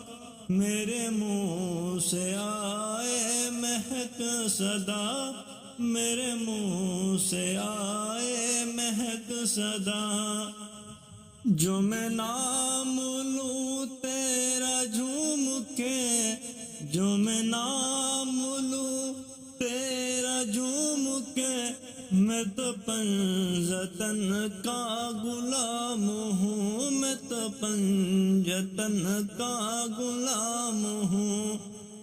مجھے عشق ہے سرو سامن سے ہے، مجھے عشق سارے چمن سے ہے، مجھے عشق سارے چمن سے ہے، مجھے عشق ان کے وطن سے ہے، مجھے عشق ان کی گلی سے ہے، مجھے عشق ان کی گلی سے ہے۔ میں تو پنجتن کا غلام ہوں، میں مرید خیر الانام ہوں۔ سارے ہی صحابہ حیا والے تھے، سارے ہی اکرام والے تھے، پر حضور سید عالم صلی اللہ علیہ وسلم کی پیاری زوجہ حضرت صدیقہ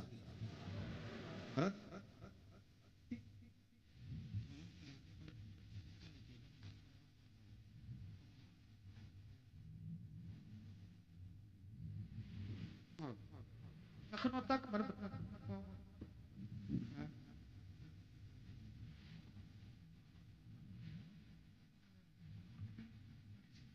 رکھی ہوئی تھی۔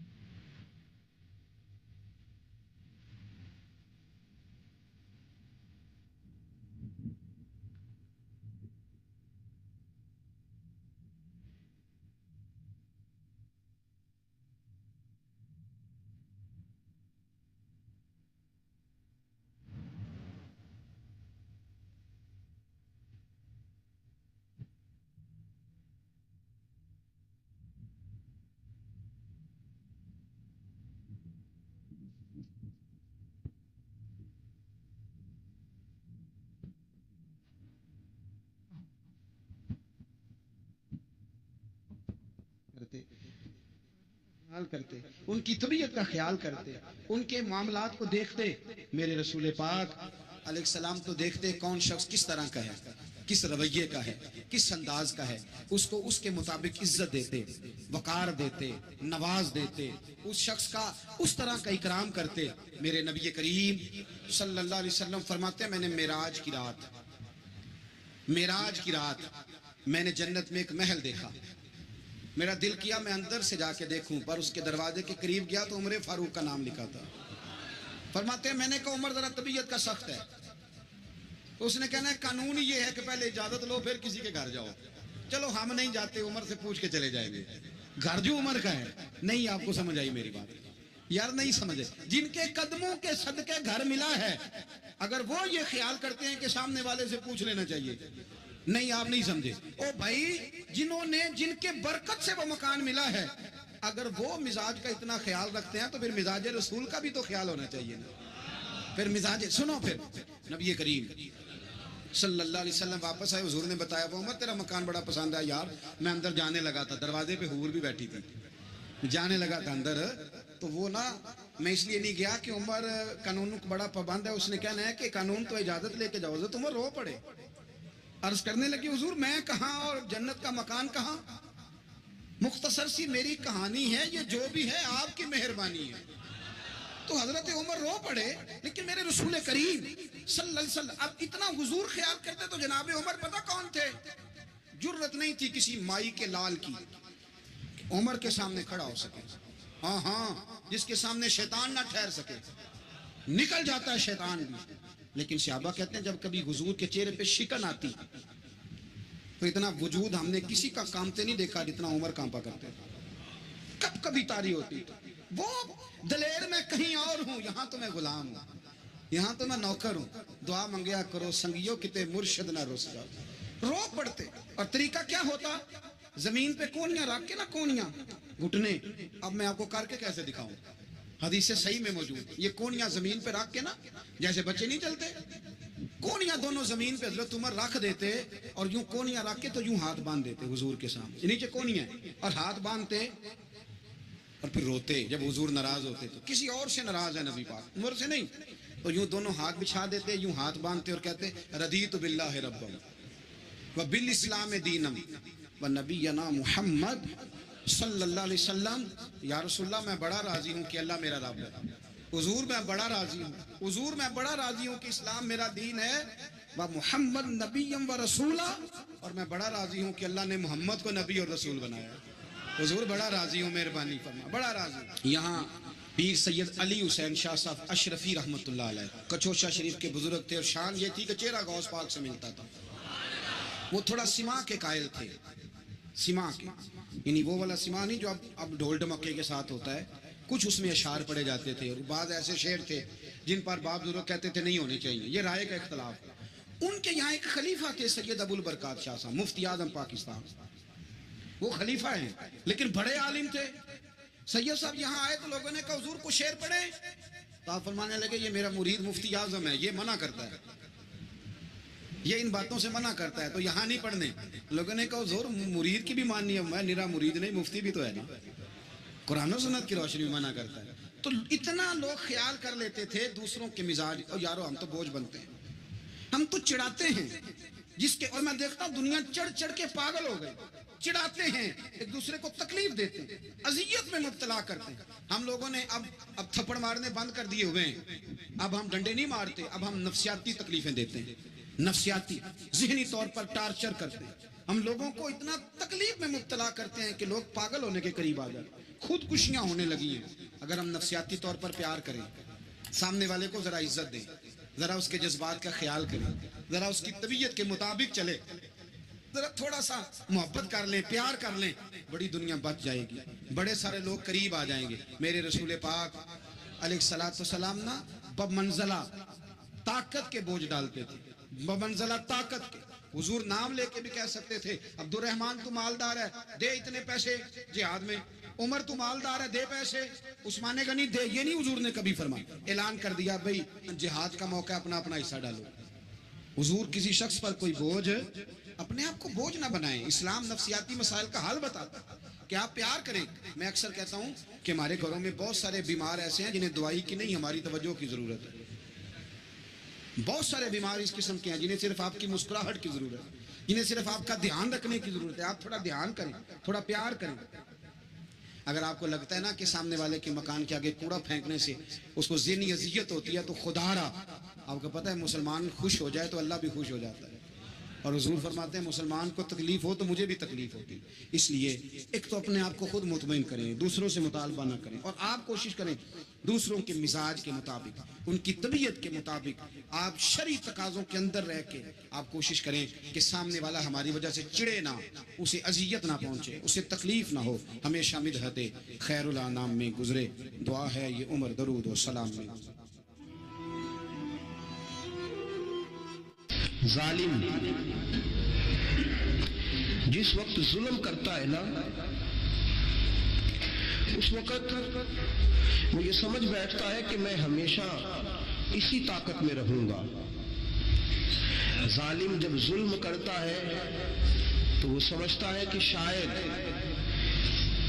یہی قوت, یہی طاقت, یہی جوانی, یہی اقتدار یہ قائم رہے گا.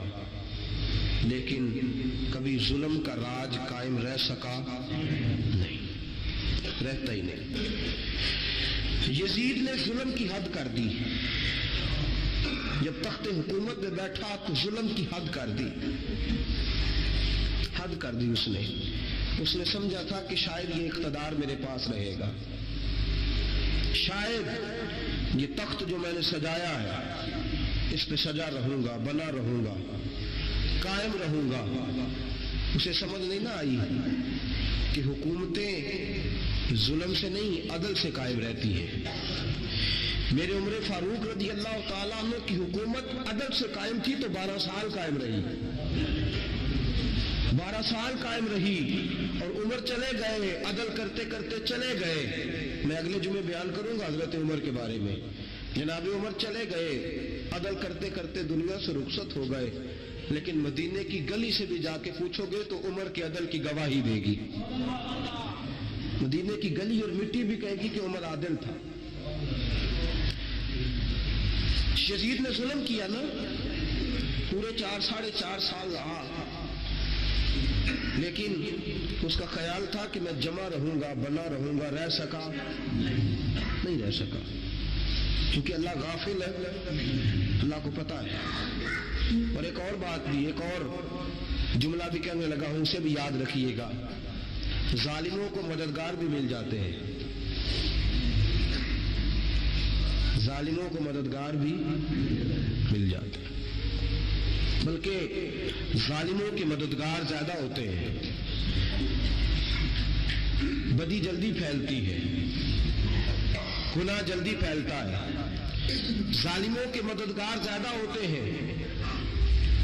یزید کو مددگار ملے, ابن سعد ملا, ابن زیاد ملا, شمر ملا, خولی بن یزید ملا, بڑے اسے مددگار ملے جو کہتے تھے کہ بالکل کوئی خطرہ ہی نہیں, دنیا تو ترستی ہے تیری دید کو, اور سب خیر ہے, ہر جگہ امن ہی امن ہے. یزید جب ظلم کر رہا تھا تو سمجھتا تھا مجھے کوئی نہیں پوچھے گا, کوئی میرے قریب نہیں آئے گا. لیکن یارو, اس تک دنیا کا کوئی بندہ تو نہیں پہنچ سکا, لیکن اللہ کا قہر تو پہنچ گیا نا, اللہ کے انصاف کا ہاتھ تو پہنچ گیا نا. رب تو ہے نا دیکھنے والا. عبید اللہ ابن زیاد کے دربار میں جب سیدنا امام حسین کا کٹا ہوا سر پہنچا نا, اس نے ایک چھڑی پکڑی,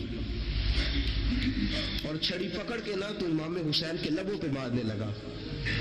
کہنے لگا تجھے کہا تھا نا بات مان جا, کٹا ہوا سر تشت میں رکھا, تجھے کہا تھا نا بات مان جا. راوی کہتا ہوں عبید اللہ ابن زیاد نے چھڑی ماری اور اس نے بے ادبی کی. کہنے لگا تو تھا ہی اس قسم کا, تیرا یہی حال ہونا چاہیے تھا معاذ اللہ. حضرت بریدہ اسلمی حضور کے صحابی دربار میں موجود تھے. فرمایا ابن زیاد تو برا ہے, تیرا باپ برا ہے, چھڑی پیچھے کر. کئی بار میں نے ان لبوں کو مصطفیٰ کو بوسے دیکھے ہوئے دیکھا ہے, پیچھے کر, پیچھے کر.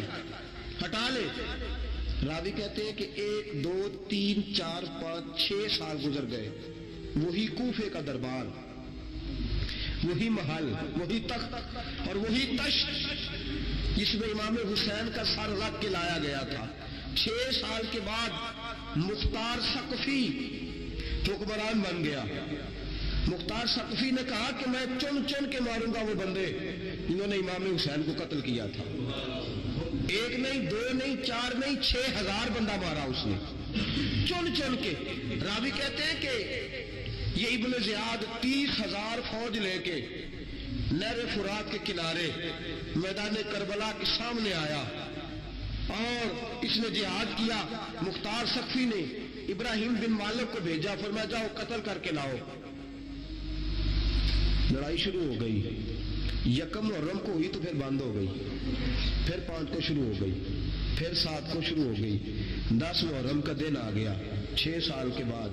وہی ظہر کا وقت آ گیا.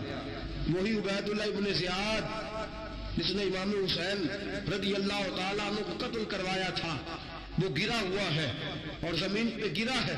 اس کی گردن پہ ابراہیم بن مالک نے پیر رکھا اور اس کی گردن کو کاٹ کے تشت میں رکھا اور تشت میں رکھ کے جب اس نے کوفہ بھیجا وہی تخت جس پہ عبید اللہ ابن زیاد نے بیٹھ کے امام حسین کے مبارک لبوں پہ چھڑی ماری تھی اسی تشت پہ رکھ کے جب اسی عبید اللہ ابن زیاد کا سر سامنے رکھا تو کوفے کے اس دار الخلافہ کے ایک کونے سے ایک بابا بولا اور بول کے کہنے لگا لوگوں گواہ رہنا میرا رب بڑا عادل ہے، گواہ رہنا اللہ بڑا عادل ہے.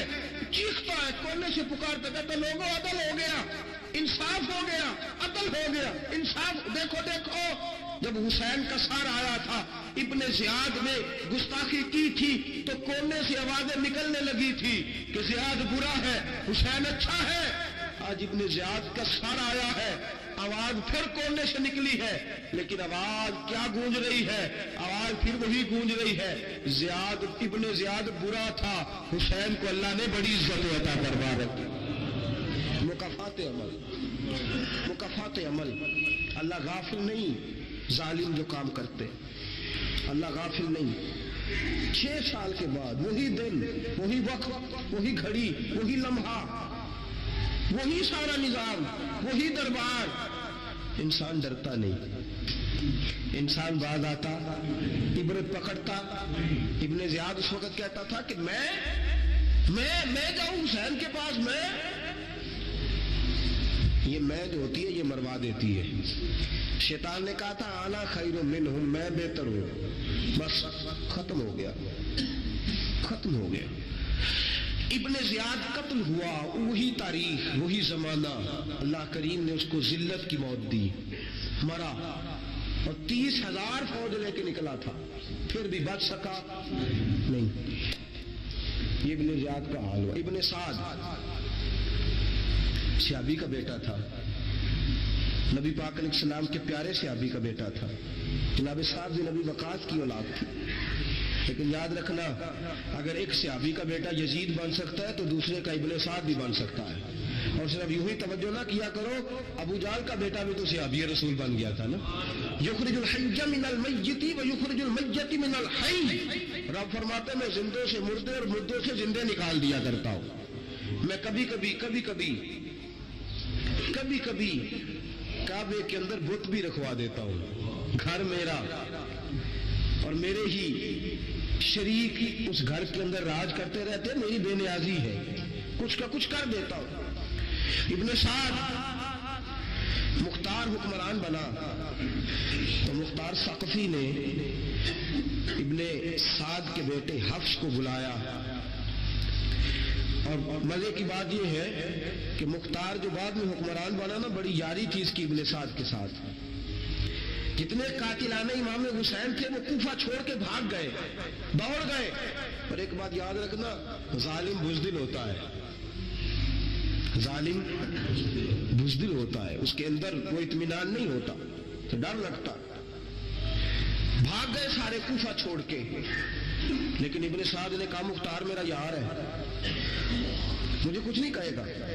اس کے گھر والوں نے سمجھایا کہ تو دوڑ جا، تیرا تو ظلم بھی بہت زیادہ ہے. دوڑ جا تو. اس نے کہا نہیں میرا یار ہے مجھے کچھ نہیں کہے گا.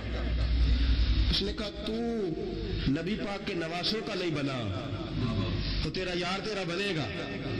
تو رسول پاک علیہ السلام کے خاندان کا نہیں بنا, ان کا تو نے احترام نہیں کیا, یاری کا. اس نے کہا نہیں مجھے کچھ نہیں کہنے والا, تم چھوڑو اس بات کو.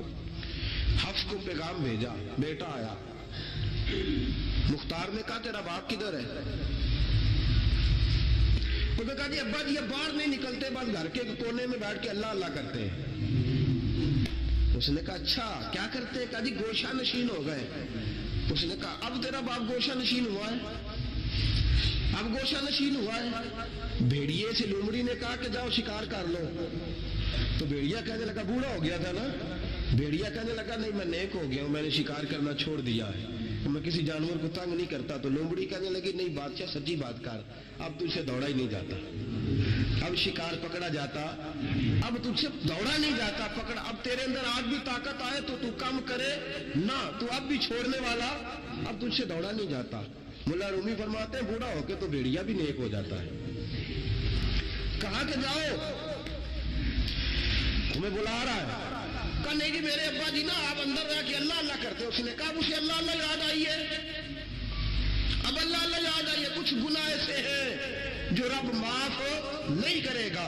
فرمایا وہ جتنی مرضی نمازیں پڑھے, جتنے مرضی روزے رکھے, جتنی مرضی نفل پڑھے, سارا کچھ کر لے, لیکن اللہ کبھی حسین کے گستاخ کو معاف نہیں کرے گا, کبھی نہیں معاف کرے گا. اس لیے کہ جو حسین کا بے ادب ہے وہ دراصل رسول پاک کا بے ادب ہے. اللہ اسے معاف کرے گا.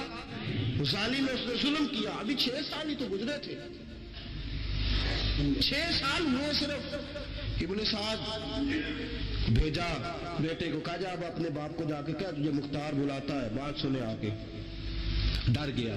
میں نے کہا ظالم بزدل ہوتا ہے. کہنے لگا اس سے جا کے کہو میں نہیں آ سکتا, بیمار ہوں. اس نے کہا چلو وہ نہیں آ سکتا تو ہم تو جا سکتے ہیں نا, ہم تو جائیں گے نا. ابن سعد نے بھیجے 10-12 بندے, فرمایا جاؤ زندہ نہ لے کے آنا میرے پاس, میرے پاس زندہ نہ لے کے آنا. گئے, بیٹے کو حفص کو گرفتار کر کے کھڑا کر دیا, اور جناب یہ جو ابن سعد تھا اس کو بھیجا, کہا جب تم اس تک پہنچو نا تو جا کے گردن مارنا اس کی, اور مجھے اس کی وجود نہیں دیکھنا, صرف کٹا ہوا سر دیکھنا ہے. گئے, جا کے اس کو پکارا, کا مختار نے بھیجا ہے مارنے کے لیے. کہنے لگے مختار مجھے نہیں مار سکتا, میرا یار ہے. ابن سعد کہتا ہے مختار مجھے مار سکتا, میرا یار ہے. ان فوجیوں میں سے ایک فوجی کہنے لگا اگر تم محمد کے نواسے کو مار سکتا ہے تو تجھے بھی تیرا یار مار سکتا ہے صلی اللہ علیہ. اگر تو رسول پاک صلی اللہ تعالی علیہ وسلم کے نواسے کو قتل کر سکتا ہے, تو نے نبی کا حیا نہیں کیا, وہ یاری کا حیا کیوں کرے؟ تو نے ظلم کیا ہے, اب دیکھ تیرا حال کیا ہوتا ہے. گرفتار کر لیا, منتیں کرتا رہا. تاریخ ابن سعد کو بتا رہی تھی کہ ابن سعد تو ہاتھ باندھتا ہے, پاؤں پکڑتا ہے, ذرا یاد کر میدان کربلا, میدان کربلا تجھے اپنی باری آئی ہے تو تو ہاتھ باندھتا ہے. میدان کربلا یاد کر, حسین نے بھائی کی بھی لاش اٹھائی تھی, حسین نے جوان بیٹے کی میت بھی اٹھائی تھی. 6 مہینے کا علی اصغر بھی اس کی گود میں دم توڑ گیا تھا. اس کی بیٹیاں پیچھے تھی, بہن پیچھے تھی, بھانجیاں پیچھے تھی, بھتیجیاں پیچھے تھی, لیکن حسین نے ایک بار بھی ہاتھ نہیں باندھے. یہ کون ہے اٹا ہوا, غبار سے پھٹا ہوا, ہزاروں کوفیوں کے درمیان وہ اکیلا ہی ڈٹا ہوا. یہ بال یقین حسین ہے, نبی کا نور عین ہے. فرمایا یہ وہ میدان کربلا بھی یاد کرنا. تو ظالم تھا نا, معافی مانگ رہا ہے. حسین رسول پاک کے نواسے تھے, ایک بار بھی معافی طلب. دیکھ منظر یاد کر, ابن سعد کا ایک ہی بار میں سر قلم کیا, ایک ہی بار میں. امام حسین پہ تو پہلے 82 زخم لگے تھے تلوار کے, 82 زخم تلوار کے, نیزوں کے, اور کئی نیزوں کی انیاں امام حسین کے وجود میں ٹوٹ گئی. امام حسین رضی اللہ تعالیٰ عنہ پہلے ڈٹے رہے, جمے رہے, بڑی دیر کے بعد گر, پہلے ہی بار میں گر گیا. ابن سعد کا کٹا ہوا سر پہنچا تو بیٹا کھڑا تھا. مختار سقفی نے کہا کہ تیرا باپ میں نے مار دیا ہے. کہنے لگا کوئی مزہ نہیں رہا زندگی میں. اس نے کہا چلو ٹھیک ہے تمہیں بھی مار دیتے ہیں. پھر مزہ نہیں رہا تو مار دیتے. کاٹ دیا سر اس کا بھی, دونوں سر کاٹے, تشت میں رکھے, اور مدینہ منورہ حضرت محمد بن حنفیہ رضی اللہ تعالیٰ عنہ جو امام حسین کے چھوٹے بھائی تھے, جناب علی کی دوسری زوجہ کے بیٹے تھے, جناب علی کے صاحبزادے ان کے پاس بھیجے اور بھیج کے کہا کہ لو ابن سعد کا سر حسین کا بدلہ ہے اور اس کے بیٹے کا سر علی اکبر کا بدلہ ہے. جب محمد بن حنفیہ کے پاس پہنچے تو آپ نے فرمایا یہ کمینوں کے سر میرے بھائی کے سر کا بدلہ ہو ہی نہیں سکتے, یہ کہاں حسین کا بدلہ ہو سکتے ہیں. وہ حسین ابن علی, وہ حسین ابن علی, حسین ابن علی کی شان رفت کوئی کیا جانے, حسن جانے, علی جانے, نبی جانے, خدا جانے. وہ حسین ابن علی کہ باپ جنہ دا ہر میدان اندر لڑدا رہا سی کل ایمان بن کے, ماں جنہ دی سجدۃ النساء ہوئے تے نانا عرش تے جاوے مہمان بن کے. فرمایا یہ حسین کا بدلہ ہو سکتے ہیں. وہ خولی بن یزید, خولی بن یزید جس نے امام حسین کا سر کاٹا تھا, پتہ چلا نا, دیکھیں نا امام حسین کو کتنے موقع ملے تھے کربلا سے جانے کے. پہلے موقع پر ہی اور بن یزید نے کہا کہ امام آپ جانا چاہیں تو میں رستے کھول دیتا ہوں, آپ تشریف لے جائیں. امام حسین نے فرمایا میں علی کا بیٹا ہوں, دوڑوں گا نہیں, میں دوڑوں گا نہیں, میں نہیں جانے والا. خولی بن یزید دوڑ گیا, کوفہ چھوڑ کے دوڑ گیا اور کسی دور دراز علاقے میں جا کے ڈیرا لگا لیا. پھر وہاں سے واپس آیا کہ کسی نے کہا امن ہو گیا, آ جا. آ گیا دوبارہ کوفے. مختار کو پتا چلا کہ آ گیا ہے, پھنس گیا ہے, گھر پہنچ گیا ہے.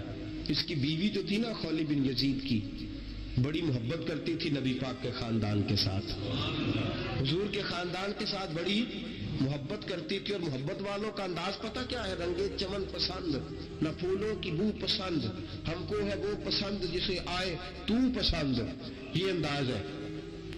انداز محبت یہ ہے کہ نبی پاک کا غلام نہ ہو, سگا چچا بھی ہو تو مانتے نہیں, غلام نہ بنے, سگا چچا بھی ہو تو مانتے نہیں. اور نبی پاک علیہ السلام کا غلام ہو, چاہے حبش کا رہنے والا بلال ہی کیوں نہ ہو, سردار مانتے ہیں. یہ انداز محبت ہے. وہ بیوی بڑی محبت کرنے والی تھی, اسی نے پیغام بھیجا, اس نے کہا آ گیا ہے گھر. بندے بھیجے, کہا جاؤ خولی کو پکڑ کے لاؤ. مختار نے کہا جلدی لاؤ. حکمران نے حکم دیا, لاؤ پکڑ کے. گئے گھر کے اندر گئے تو چھپ گیا. چھپا کہاں؟ ٹوکرے کے نیچے. میں نے کہا ظالم بزدل ہوتے, ایک ٹوکرے کے نیچے چھپ گیا. بیوی سے کہنے لگا, ان سے کہنا میں گھر کوئی نہیں, ان سے کہو میں گھر نہیں. بیوی کہنے لگی چلو ٹھیک ہے. دروازے پہ گئی تو کہنے لگے ہم خولی بن یزید کو گرفتار کرنے آئے ہیں. منہ سے پکار کے کہنے لگی گھر کوئی نہیں, منہ سے, اور ہاتھ کے اشارے سے کہنے لگی وہ ٹوکرے کے نیچے چھپا ہوا ہے. منہ سے کہنے لگی کوئی نہیں گھر, تاکہ سون لے اندر, سون لے. منہ سے کہنے لگی کوئی نہیں, ہاتھ کے اشارے سے کہنے لگی چھپا ہوا ٹوکرے کے نیچے. گئے جا کے ٹوکرا ہٹایا, اپنے پاس بہت ساری دولتیں اور جائیدادیں وہ ساری دے دی. کہنے لگا یہ میرے پاس کتنا پیسہ ہے, یہ بہت سے کاغذات ہیں, یہ کتنے زیورات ہیں, لے لو, مجھے چھوڑ دو. انہوں نے کہا وہ حکومت کدھر ہے جس کے لیے تم نے حسین کا سر کاٹا تھا؟ کدھر ہے وہ تمہارے تخت, اور کدھر گئی وہ تمہاری سلطنتیں, اور کدھر گئی وہ تمہاری دولت اور اقتدار, اور کدھر ہے وہ تمہارا اسلحہ جس کی بنیاد پر تم نے رسول پاک کا خون میدان کربلا میں بہایا تھا, وہ ہمارے سامنے لے کے آ. کہنے لگا کہ تھوڑے سے انعامات جو میں نے اکٹھے کیے تھے, یہ دنیا کی گندی دولت, اس کے لیے میں نے میدان کربلا میں امام حسین کا مبارک سر, مبارک تن سے جدا کیا تھا, لے لو, مجھے چھوڑ دو.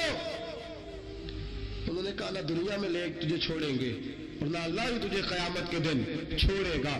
گرفتار کر کے لائے, گرفتار کر کے لائے. مختار نے کوفے کے بازاروں کے اندر اعلان کیا کہ آؤ باہر نکلو, تمہیں بتاؤں.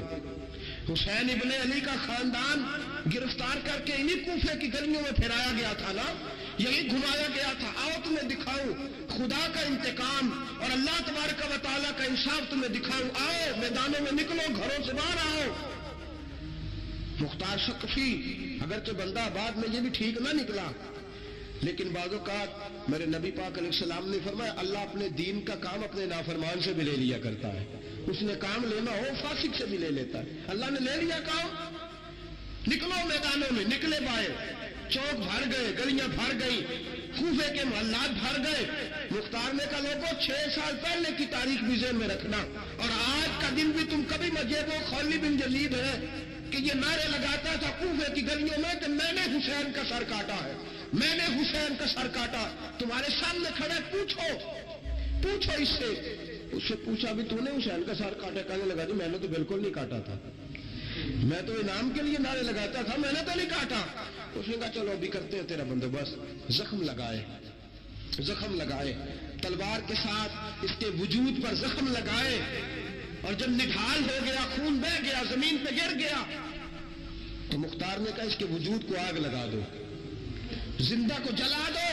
جب وہ جل رہا تھا راکھ اڑ رہی تھی، لوگ کہہ رہے تھے کہ دیکھو یاد رکھنا اللہ نے رسی ڈھیلی کر دی تھی، اب رب نے رسی کھینچی ہے، تو دیکھو خدا سے بڑا کسی کا انصاف نہیں ہے.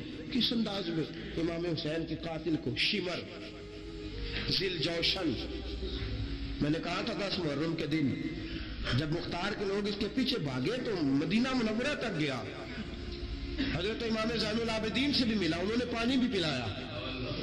کہنے لگا امام صاحب لگتا ہے آپ نے مجھے پہچانا نہیں. فرمایا میرا سارا گھر اجاڑ دیا، میں تجھے بھول سکتا ہوں؟ کہا پھر پانی کیوں پلایا ہے؟ فرمایا بند کرنا تمہارا کام ہے، اور دشمنوں کو پلا دینا یہ ہمارے خاندان کا رواج ہے. فرمایا میرا سارا گھر اجاڑ دیا، تجھے کبھی بھول سکتا ہوں؟ بھول ہی نہیں سکتا.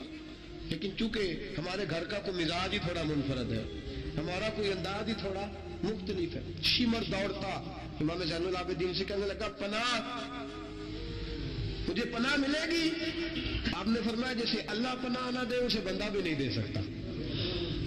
تیرے پاس اب چارہ کوئی نہیں، اس لیے کہ اب تجھے دیکھے نا، یاد رکھنا ظالم دوڑتے ہیں نا، جب ظالم دوڑتے ہیں تو پناہ مانگتے پھرتے ہیں. جب ان کا توتی بولتا ہے تو کہتے ہیں ہم چما دیگرے نیس، ہمارے جیسا کوئی اور ہے ہی نہیں. اور جب رسی کھینچتا ہے اللہ تو پھر بھاگے پھرتے ہیں گلیوں اور بازاروں میں، دوڑے پھرتے ہیں. اس لیے کہتے ہیں کہ ڈر کے رہنا چاہیے، ڈر کے. آج بھی ان کے ساری شمر کو کہا کہ تو اب تجھے کوئی پناہ دے نہیں سکتا، اس لیے کہ تو اللہ کی پکڑ میں آنے والا ہے. شمر دوڑتا ایک گاؤں میں جا کے چھپ گیا، وہاں کے لوگوں کو مارا پیٹا، کہا قبر کسی نے بتایا تو گردن اڑا دوں گا. رات کا سناٹا چھایا تو مختار سقفی کا گروہ پہنچ گیا، شمر کو گرفتار کر کے لایا. مختار سقفی نے کہا کہ اس کے نا ہاتھ اور پیر باندھو، یہ پانی بند کرتا تھا میرے امام کے بچوں پر، یہ پانی بند، اور نعرے لگاتا تھا، کھڑا ہو کے کہتا تھا کہ امام پانی جانوروں کو دوں گا، درندوں پرندوں چرندوں کو دوں گا، لیکن اگر علی اصغر مانگے گا تو پھر نہیں دوں گا، علی اکبر مانگے گا تو پھر نہیں دوں گا، عباس مانگیں گے تو پھر نہیں دوں گا، اگر زین العابدین مانگیں گے تو نہیں دوں گا، سکینہ شہربانو اور زینب کو پانی نہیں ملے گا، باقی ساری کائنات پیے گی، آپ کو نہیں ملے گا. یہ وہی شمر تھا، گرفتار کر کے لایا، 3 دن تک پیاسا رکھا، اور زبان اتنی لمبی باہر نکل آئی، العطش العطش کی آوازیں بلند کرنے لگا. کہا جناب اس کا کرنا کیا؟ کہا اس کے ہاتھ باندھ دو، پیر باندھ دو، اور جو بھوکے کتے ہیں نا جن کو کئی دنوں سے میں نے بھوکا رکھا ہوا ہے، وہ کتے اس پر چھوڑو، اور جب کتے اس کا گوشت نوچے تو کوفے کے بازاروں میں اعلان کرنا کہ جو نبی پاک کی اہل بیت کا گستاخ ہو اسے اسرائیل بھی جان نکالنے نہیں آتے. کتے نوچتے ہیں، تڑپتا ہے لیکن جان نکلتی. کہا آؤ دیکھو آ کے یہ ہے میت کسی بے ادب کی، منہ دکھانے کے قابل نہیں ہے، ان کے دشمن پہ لعنت خدا کی، رحم پانے کے قابل نہیں ہے. میں دیکھو جان بھی نہیں نکل رہی. فرمایا یہ وہ ہے جس کو 2 گز زمین بھی نہیں مل سکی، کتوں کے پیٹوں میں اسے جگہ ملی ہے. یہ وہ تھا تو جناب امام حسین رضی اللہ تعالیٰ عنہ کے خاندان پہ پانی بند کرنے والا تھا. میرے عزیزوں دیکھو، رب فرماتا ہے کہ میں کبھی کسی ظالم سے غافل نہیں. لوگوں کو نہیں پتا، بہت ساروں ان کا نام ہے علی بن حسین، حضرت علی بن حسین، یہ امام حسین کے ساتھ جاتے ہیں. قدرت اللہ تعالیٰ کی ایسی ہے کہ یہ میدان کربلا میں بیمار تھے، کیونکہ اللہ نے امام حسین کی نسل چلانی تھی، تو یہ شدید علیل تھے، اٹھ کے کھڑے ہوتے تھے، اتنا تیز بخار تھا کہ گر پڑتے تھے ظاہراً۔ تو امام حسین نے فرمایا بیٹا تو نے نہیں جانا۔ ابا جی آپ میری موجودگی میں جائیں، یہ کیسے ہو سکتا ہے؟ فرمایا نہیں تو نے جانا ہی نہیں، میں جانے ہی نہیں دوں گا۔ تو حضرت امام زین العابدین علیل تھے، امام زین العابدین رضی اللہ تعالیٰ عنہ نے 3 سال تک حضرت علی کی صحبت اٹھائی ہے۔ بعض روایات میں اس سے زیادہ بھی آیا ہے۔ کچھ لوگوں نے لکھا جب آپ میدان کربلا میں گئے تھے تو 30 سال سے عمر زیادہ تھی، 30 سال سے عمر، اور داڑھی مبارک جو تھی نا آپ کی، جو لوگ شروع سے داڑھی نہیں نہ کٹواتے ان کی زیادہ لمبی نہیں ہوتی، جو شروع سے داڑھی رکھ لیتے ہیں نا، کیا پنجابی میں کہتے ہیں سچی داڑھی، اور ان کو خدشات بھی نہیں کرانا پڑتا، میں نے بھی کبھی نہیں کرایا، ضرورت ہی نہیں پڑی، وہ نہیں کرانا پڑتا اس لیے کہ جو داڑھی شروع سے ہوتی ہے نا وہ اتنی زیادہ بڑی بھی نہیں ہوتی اور پھیلتی بھی نہیں۔ تو حضرت امام زین العابدین کی داڑھی بہت زیادہ بڑی نہیں تھی، داڑھی مبارک آپ کی ٹھوڑی کے نیچے تھی تو زیادہ بڑی نہیں تھی کیونکہ شروع سے رکھی ہوئی تھی، یہ نہیں کہ کٹو، تو داڑھی ان کی 33 سال عمر مبارک تھی با اختلاف روایات، کچھ لوگوں نے اس سے کم بھی لکھی ہے۔ 2-4 مہینے کے بعد جب کربلا سے واپس لوٹے تو ساری داڑھی سفید ہو گئی۔ حضرت علی کی ایک زوجہ اس وقت حیات تھی، امام زین العابدین آگے آگے آ رہے تھے گھوڑے پہ، حضرت علی کی زوجہ نے آگے جا کے دیکھا نا قافلے کا استقبال کرنے گئی، تو امام زین العابدین آگے تھے تو جھٹ سے انہوں نے منہ چھپا لیا، پیچھے ہو گئی اماں جی۔ تو امام زین العابدین فرمانے لگے دادی کا تو پردہ نہیں ہوتا پوتے سے۔ آپ نے کہا انتا زین العابدین، تو زین العابدین ہے، تیری ساری داڑھی چند مہینوں میں سفید ہو گئی۔ تو امام زین العابدین روئے، فرمانے لگے اماں جو میں نے کربلا میں دیکھا ہے، جو میں کربلا میں دیکھ کے آیا، تو دیکھتی تو یہاں کھڑی نہ ہوتی۔ امام زین العابدین نے پائے اس بات کے ساتھ، پوری دلیری کے ساتھ، اور امام حسین رضی اللہ تعالیٰ عنہ کی تو شہادت 10 محرم کو ہو گئی نا، 61 ہجری میں معاملہ ختم ہو گیا، لیکن امام زین العابدین ساری زندگی طاغوتی قوتوں سے لڑتے رہے۔ امام زین العابدین کو کئی دفعہ بعد میں گرفتار کیا گیا، کربلا میں کئی دفعہ بعد میں گرفتار کیا۔ مروان بن عبد الملک ظالم جو صحابہ کو مارا کرتا تھا، جس کو یزید لعنتی نے بنایا تھا، وہ امام حسن اور امام حسین کے خلاف تقریریں کرنے والا، مروان بن عبد الملک جو قابض ہو گیا زبردستی امام حسین کے بعد مسجد نبوی کی امامت پر، اس کے پیچھے نماز پڑھ لینی چاہیے تھی، بولے آنے جڑا ہوتے کو ہوتا بھی کبھی پیڑا ہو سکتا ہے۔ مروان بن عبد الملک مسجد نبوی کا امام اور خطیب رہے بڑا عرصہ، امام زین العابدین رضی اللہ تعالیٰ عنہ کے خلاف بڑی بدتمیزی کرتا تھا۔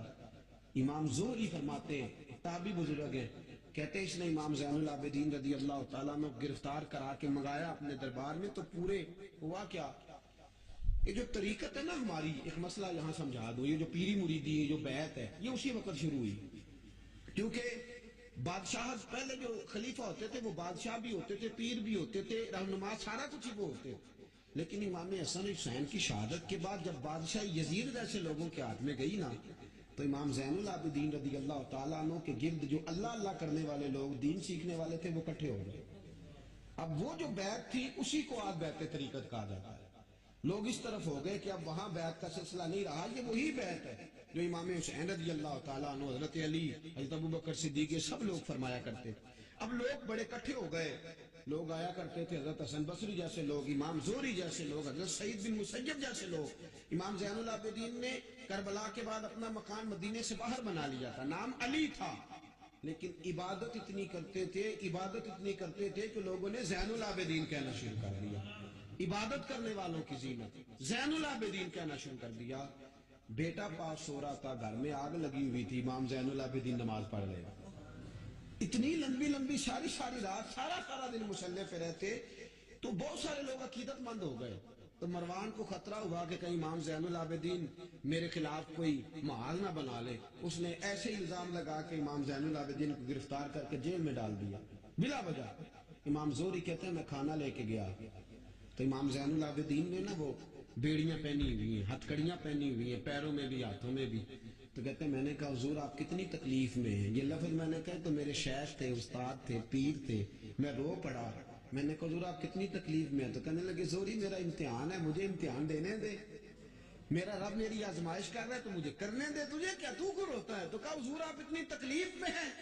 فرماتے ہیں انہوں نے اللہ اکبر کہہ کے دونوں طرف سے زنجیروں کو پکڑا، جب اللہ اکبر کہا تو دونوں طرف کی زنجیریں اتار کے امام زین العابدین نے نیچے رکھ دی، فرمانے لگے میں تو ایک دفعہ اللہ کا نام لوں تو اللہ ساری زنجیریں توڑ دیتا ہے، میں پابند نہیں ہوں ان لوگوں کا، میں تو اللہ کی رضا پہ راضی ہوں۔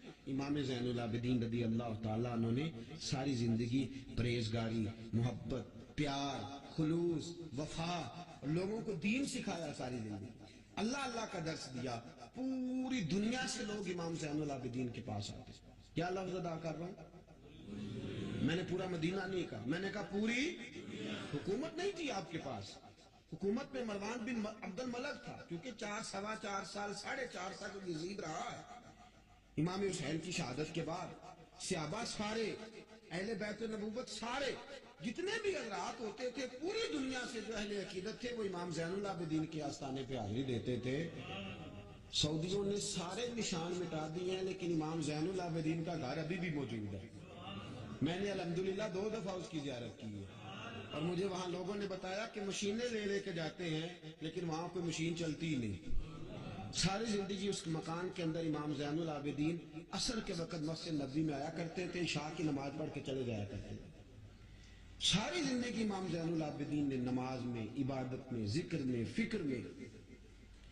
شمر جو تھا نا، ایک اس کے بارے میں روایت ہے، ایک عمر بن سعد کے بارے میں، جب مختار کے فوجی لگے نا پیچھے کہ ہم نے مارنا ہے امام حسین کے قاتلین کو، تو اس کے شمر کے پیچھے بھی لگے، تو یہ مدینے آ کے چھپ گیا تھا، اس کے پیچھے لگے تو یہ بھاگا، امام حسین پہ پانی بند کرنے والا، اور حضرت علی رضی اللہ تعالیٰ عنہ کے پوتے حضرت علی اصغر کے گلے میں تیر چلانے والا، یہ جب بھاگتا بھاگتا آیا نا تو امام زین العابدین کے خیمے میں جا گھسا، آپ مصلی پہ بیٹھے تھے، یوں نظر اٹھائی تو کہتا ہے میں نے پانی پینا ہے، پانی بند کرنے والا کہتا ہے میں نے یہ حوصلے دیکھو، دلیریاں دیکھو۔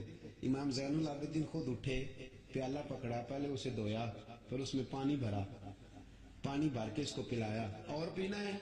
کہتا ہاں، ایک پیالہ اور دیا، اور پینا ہے؟ کہتا ہاں، ایک پیالہ، اتنا پانی دیا کہ شرم سے پانی پانی ہو گیا، شرمندہ ہو گیا کہ یہ امام زین العابدین۔ باہر نکلا، دل میں خیال آیا زین العابدین نے پہچانا نہیں، اگر پہچان لیتے تو ایسا نہ کرتے، پھر اندر آ گیا، کہنے لگا شاید آپ نے مجھے پہچانا نہیں۔ امام زین العابدین کی آنکھیں آنسوں سے برس پڑی، فرمانے لگے تو نے میرے 6 ماہ کا بھائی پیاسا مار دیا تھا، تجھے میں بھول سکتا ہوں؟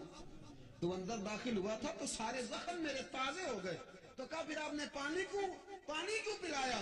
فرمانے لگے پانی بند کرنا تیرے جیسے لوگوں کا طریقہ ہے، اور دشمنوں کو پانی پلا دینا نانا محمد کی سنت ہے جو میں نے ادا کی ہے، یہ میرے نانا کا طریقہ ہے جو میں نے ادا کیا۔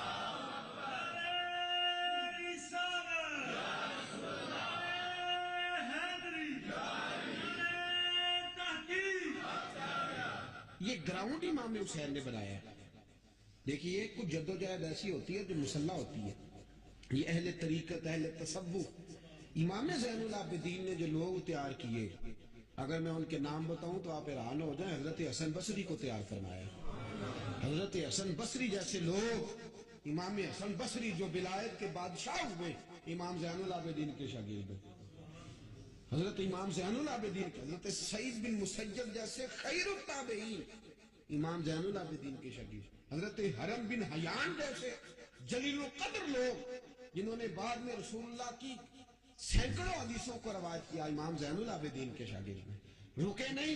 میدان کربلا میں ہمت ٹوٹ گئی، اب معاملات آگے نکل گئے تو میں چپ کر کے بیٹھ جاؤں، انہوں نے مصلی پہ بیٹھ کے نبی پاک کا دین پڑھانا شروع کر دیا، انہوں نے پھر حجرے میں بیٹھ کے لوگوں کو اللہ اللہ، اور اس اللہ اللہ کا نفع یہ ہوا، اس اللہ اللہ کا فائدہ یہ ہوا کہ ایسے مجاہد تیار ہوئے، ایسے دلیر تیار ہوئے کہ کچھ سال گزرے تو حضرت عمر بن عبدالعزیز جیسے نیک آدمی کی حکومت قائم ہو گئی، امت کو یہ نفع ملا۔ نیک لوگ آپ دیکھیں نا، اگر سارا زمانہ برائی سے بھرا ہوا ہے تو کیا اس کو چھوڑ دیا جائے گا؟ ٹھیک ہے کریں سارے، آپ 5 آدمی صحیح کر لیں، آپ 3 آدمی ٹھیک کر لیں، اپنا کردار تو ادا کریں، اپنا آپ اس کے اندر کردار، تو امام زین العابدین رضی اللہ تعالیٰ نے اپنا کردار ادا فرمایا۔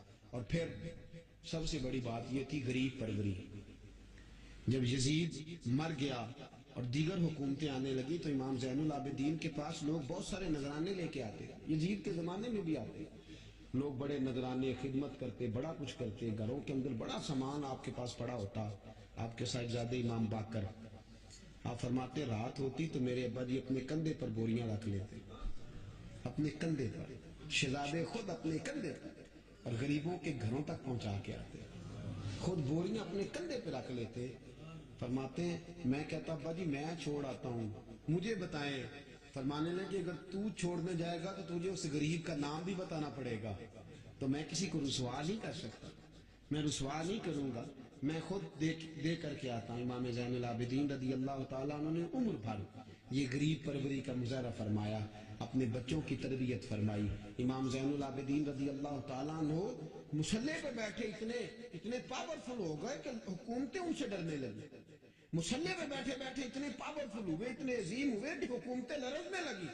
ایک وقت ایسا آیا کہ مروان جیسا تگڑا حکمران، ظالم جو آدمی ہوتا ہے نا، بدماش آدمی سمجھتا ہے لوگ مجھ سے ڈرتے ہیں، حالانکہ لوگوں کی شرافت ہوتی ہے، لوگوں کی یہ. ایک آدمی نبی پاک صلی اللہ علیہ وسلم نے فرمایا بتاؤ جھگڑے میں کون جیتا کرتا ہے؟ تو صحابہ کہنے لگے حضور آپ بتا دیں. فرمایا جو زیادہ منہ زور ہوتا ہے وہ جھگڑے میں جیت جاتا ہے. جھگڑے میں شرفا نہیں جیتا کرتے، جو منہ زور لوگ ہوتے ہیں نا، وہ بڑا منہ زور تھا، بڑا بدتمیز تھا، اگر اس کو کوئی سیابی بھی نظر آ جاتا تو اس کو بھی ایڑی لگانے سے باز نہیں آتا تھا، بڑا نالائق، ڈنڈا سوٹا بڑا چلاتا تھا، بڑا سخت گیر آدمی تھا. لیکن اس نے ایک غریب آدمی پہ ظلم کیا، اس کا مال دبا لیا. تو امام زین العابدین تھے نا حضرت علی کے پوتے، اگرچہ بیٹھے تھے اندر حجرے میں بیٹھے تھے، آپ بظاہر تصوف طریقت کی خدمات سر انجام دے رہے تھے، لیکن اس شخص نے آ کے رویا، کہنے لگا حضور میرا اس نے مال دبا لیا ہے. تو امام زین العابدین نے چھڑی ہاتھ میں لی اور چھڑی ٹیکتے ہوئے مروان کے دربار میں پہنچے. کہنے لگے اس غریب کا مال تو نے لیا ہے؟ تو نے لیا اس کا مال؟ کہنے لگا میں گورنر ہوں. تو اس نے کہا نا زبردستی میں گورنر ہوں. تو وہ شخص کہتا ہے امام زین العابدین کے ہاتھ میں چھڑی تھی، زور سے فرش پر ماری. کہنے لگے آنا ابن حسین، اگر تو گورنر ہے تو میں حسین کا بیٹا ہوں، میں حسین کا بیٹا ہوں، میں حسین کا بیٹا. 3 دفعہ امام زین العابدین نے یہ جملے کہے نا تو گورنر ہے تو میں حسین کا بیٹا ہوں. پتہ ہے نا جب 3 دفعہ گرجدار آواز میں یہ جملے کہے تو امام زین العابدین سے کہنے لگا آپ چاہتے کیا ہیں؟ فرمانے لگے ابھی اس کا مال واپس ہونا چاہیے، ابھی اس کا مال واپس ہونا چاہیے. اسی وقت بھرے دربار میں مروان نے مال منگایا، اس غریب آدمی کو دیا، وہ غریب آدمی اپنا مال لے کے واپس چلا گیا. تو امام زین العابدین بھی لوٹے. لوگ مروان سے کہنے لگے تو اتنا دلیر بنتا ہے، ایک صوفی آدمی جس کے ساتھ بندہ بھی کوئی نہیں، ایک غریب آدمی کھڑا ہے، ہاتھ میں ڈنڈا ہے، کوئی اسلحہ نہیں، کوئی تلوار نہیں، کوئی خنجر نہیں، تو ڈر کیوں گیا ہے؟ کہنے لگا مجھے پتہ ہی نہیں چلا. امام کی گرج اتنی زبردست تھی کہ میرا وجود کانپ رہا تھا اور مجھے لگ رہا تھا اگر میں نے بات نہ مانی تو پتہ نہیں آسمان گر جائے گا یا زمین پھٹ جائے گی. میں ڈر گیا، ہیبت تاری ہو گئی، روکتا ہے. اصل بات کیا تھی؟ ان اللہ مع الصابرین، اللہ صبر کرنے والوں کے، تو جس کے ساتھ اللہ ہو. حضور نے فرمایا غار ثور میں حضرت ابو بکر سے قرآن بیان، لا تحزن ان اللہ معنا، تو نہ ڈر، اللہ ہمارے ساتھ ہے. اللہ ہمارے، جس کے ساتھ اللہ ہوتا ہے پھر وہ کسی سے ڈرا نہیں کرتا. ایک محبت کی بات بھی بتا دوں، لوگ ہی نہیں جاتے تھے. امام باقر فرماتے ہیں ایک دن نا ایک ہرنا آ گیا، ہرنی آگے دوڑی، تو امام اندر عبادت کر رہے تھے تو میں باہر دروازے پہ کھڑا تھا. تو وہ ہرن بار بار امام صاحب کے کمرے کی طرف جاتی. فرماتے میں بند کرتا، یہ ملا جامی نے اس کو شواہد النبوہ کے اندر لکھا ہے. فرماتے بار بار جاتی، میں اس کو روکتا تو نماز مکمل کر کے مجھے کہنے لگے کیا بات ہے؟ میں نے کہا حضور ایک ہرنی اندر آنا چاہ رہی ہے. تو فرمایا کھول دو دروازہ، آنے دو، جانور ہے، آنا چاہتی ہے تو آنے دو. کہتے وہ ہرن اندر آیا تو میں نے اس کو دیکھا کہ وہ امام صاحب کے رات کا وقت ہے، تو امام زین العابدین کے کان کے ساتھ منہ لگائے ہوئے، ہرن شام کا وقت ہے. فرماتے میں نے دیکھا کہ امام زین العابدین نے چھڑی پکڑی، امامہ باندھا، جبہ پہنا، فرماتے ہیں آگے آگے ہرن چل رہا ہے، پیچھے پیچھے امام زین العابدین چل رہے ہیں. آگے آگے ہرن چل رہا ہے، پیچھے پیچھے. بھئی ہمارا تو عقیدہ حضور غوث اعظم کے بارے میں ہے کہ وہ جن و بشر کے پیر ہیں. جن و بشر کے پیر سب کا اللہ کے بندوں کی طرف، اللہ کی ہر مخلوق کا رجحان ہوتا ہے اللہ کے بندوں کی طرف. کہتے ہیں ہرن کے پیچھے پیچھے ایک عرابی کے دروازے تک لے گئی ہرن. تو امام زین العابدین نے نا دستک دی دروازے پہ، اور ہرن ایک کونے میں کھڑی ہو گئی. دستک دی، وہ باہر آیا تو فرمانے لگے تیرے پاس کوئی ہرنی کے بچے ہیں؟ اس نے کہا ہاں. آپ نے کیا کرنا ہے؟ فرمایا میں خریدنے آیا ہوں، میں وہ بچے خریدنے آیا ہوں. کہتے ہیں 2 بچے تھے. کہنے لگا جی میں نے تو سویرے بیچنے تھے، میں روز جنگل سے کچھ نہ کچھ پکڑ کے لاتا ہوں، سویرے بیچنے تھے، سویرے گاہک ڈھونڈنے تھے، آپ رات کو ہی آ گئے، کیا لے گا؟ اس نے کہا 20 دینار 2 بچوں کے. امام صاحب نے 20 دینار دیے، بچے پکڑے، واپس لائے. امام باقر فرماتے ہیں 2 ہرن کے بچے امام زین العابدین نے جب پکڑائے تو میری آنکھیں چھلک پڑی، میں رو پڑا. اور میں نے کہا ابا جی میں تو سمجھتا تھا انسانوں کے دکھ کا ہی مداوع کرتے ہیں، اللہ نے تو آپ کو جانوروں کے دکھوں کا مداوع کرنے کی بھی توفیق عطا فرمائی. تو پھر میرے امام نے سچ کہا ہے نا، تیری نسل پاک میں ہے. کیسا عقیدہ ہے، کیسا عقیدہ ہے. ہر بندے کے اپنا. میں تو جب بھی کسی سید زادے کی، کسی اہل بیت کی کوئی بات پڑھتا ہوں نا، آپ یقین کریں تو میرے سامنے اعلیٰ حضرت کا شعر رہتا ہے، پلٹ پلٹ کے بات وہی جاتی ہے کہ تیری نسل پاک میں ہے بچہ بچہ نور کا، تو ہے عین نور تیرا سب گھرانہ ہی نور کا، سب گھرانہ ہی. جب تنگ آ گیا نا مروان کہ دنیا ہٹتی نہیں، اور اس کے بعد بھی کوئی خلیفہ آیا تو سارے تنگ ہی رہتے تھے، امام زین العابدین کو زہر دلوا دیا. امام حسن کی شہادت بھی زہر سے ہوئی، امام زین العابدین کو زہر دلوایا. جب زہر آپ کی رگوں میں اترا، آپ کو درد محسوس ہوا تو امام باقر فرماتے ہیں سجدے میں چلے گئے، سجدے میں چلے گئے.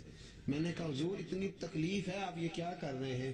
فرمانے لگے میں سوچتا تھا میں جہاد پہ نہیں نکلا تو کہیں بستر پہ مجھے تبھی موت نہ آ جائے. میرا دادا بھی شہید ہے، میرا والد بھی شہید، میرے تایا بھی شہید، میرے بھائی بھی شہید، میرے پھپھی داد چچا داد بھی شہید. میں سوچتا تھا کہیں تبھی موت نہ چلا جاؤں.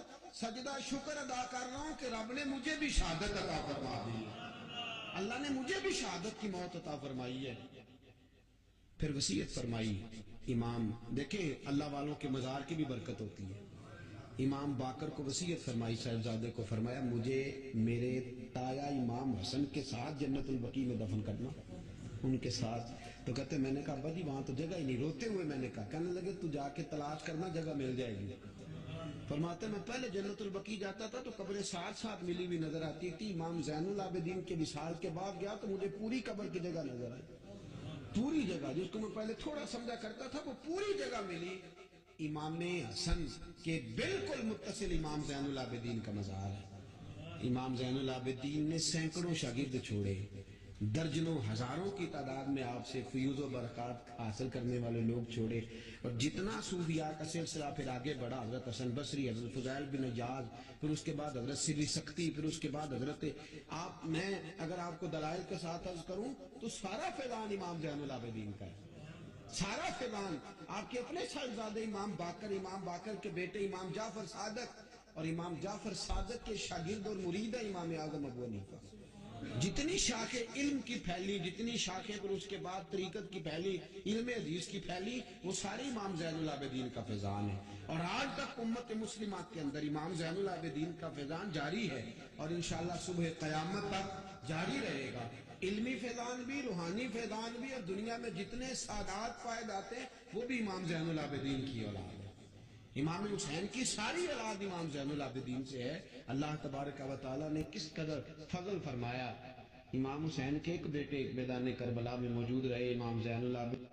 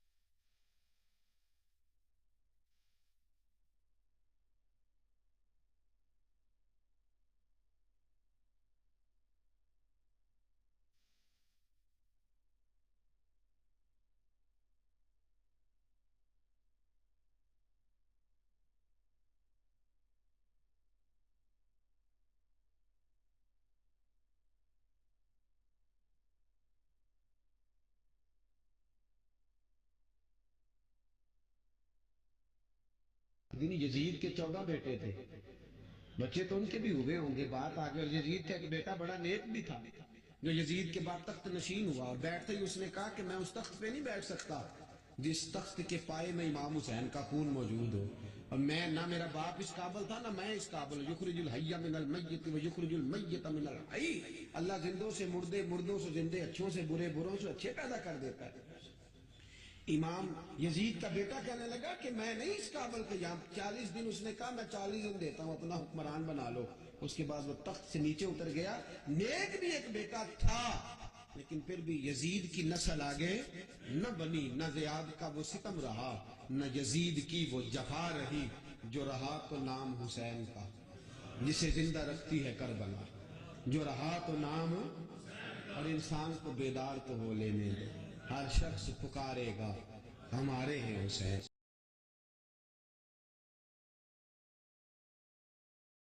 رسول اللہ صلی اللہ علیہ وسلم سے سنا، آپ فرما رہے تھے کہ جس نے اسلام کی حالت میں اپنے حقیقی باپ کے سوا کسی اور کو باپ بنانے کا دعویٰ کیا اور وہ جانتا ہے کہ وہ اس کا باپ نہیں تو اس پر جنت حرام ہے.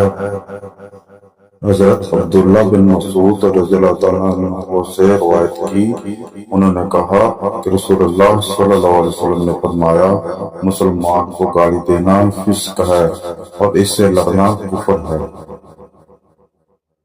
نبی کریم صلی اللہ علیہ وسلم نے حجۃ الوداع کے موقع پر مجھ سے فرمایا لوگوں کو چپ کراؤ. اس کے بعد آپ نے فرمایا میرے بعد کافر نہ بن جانا کہ ایک دوسرے کی گردنیں مارنے لگو.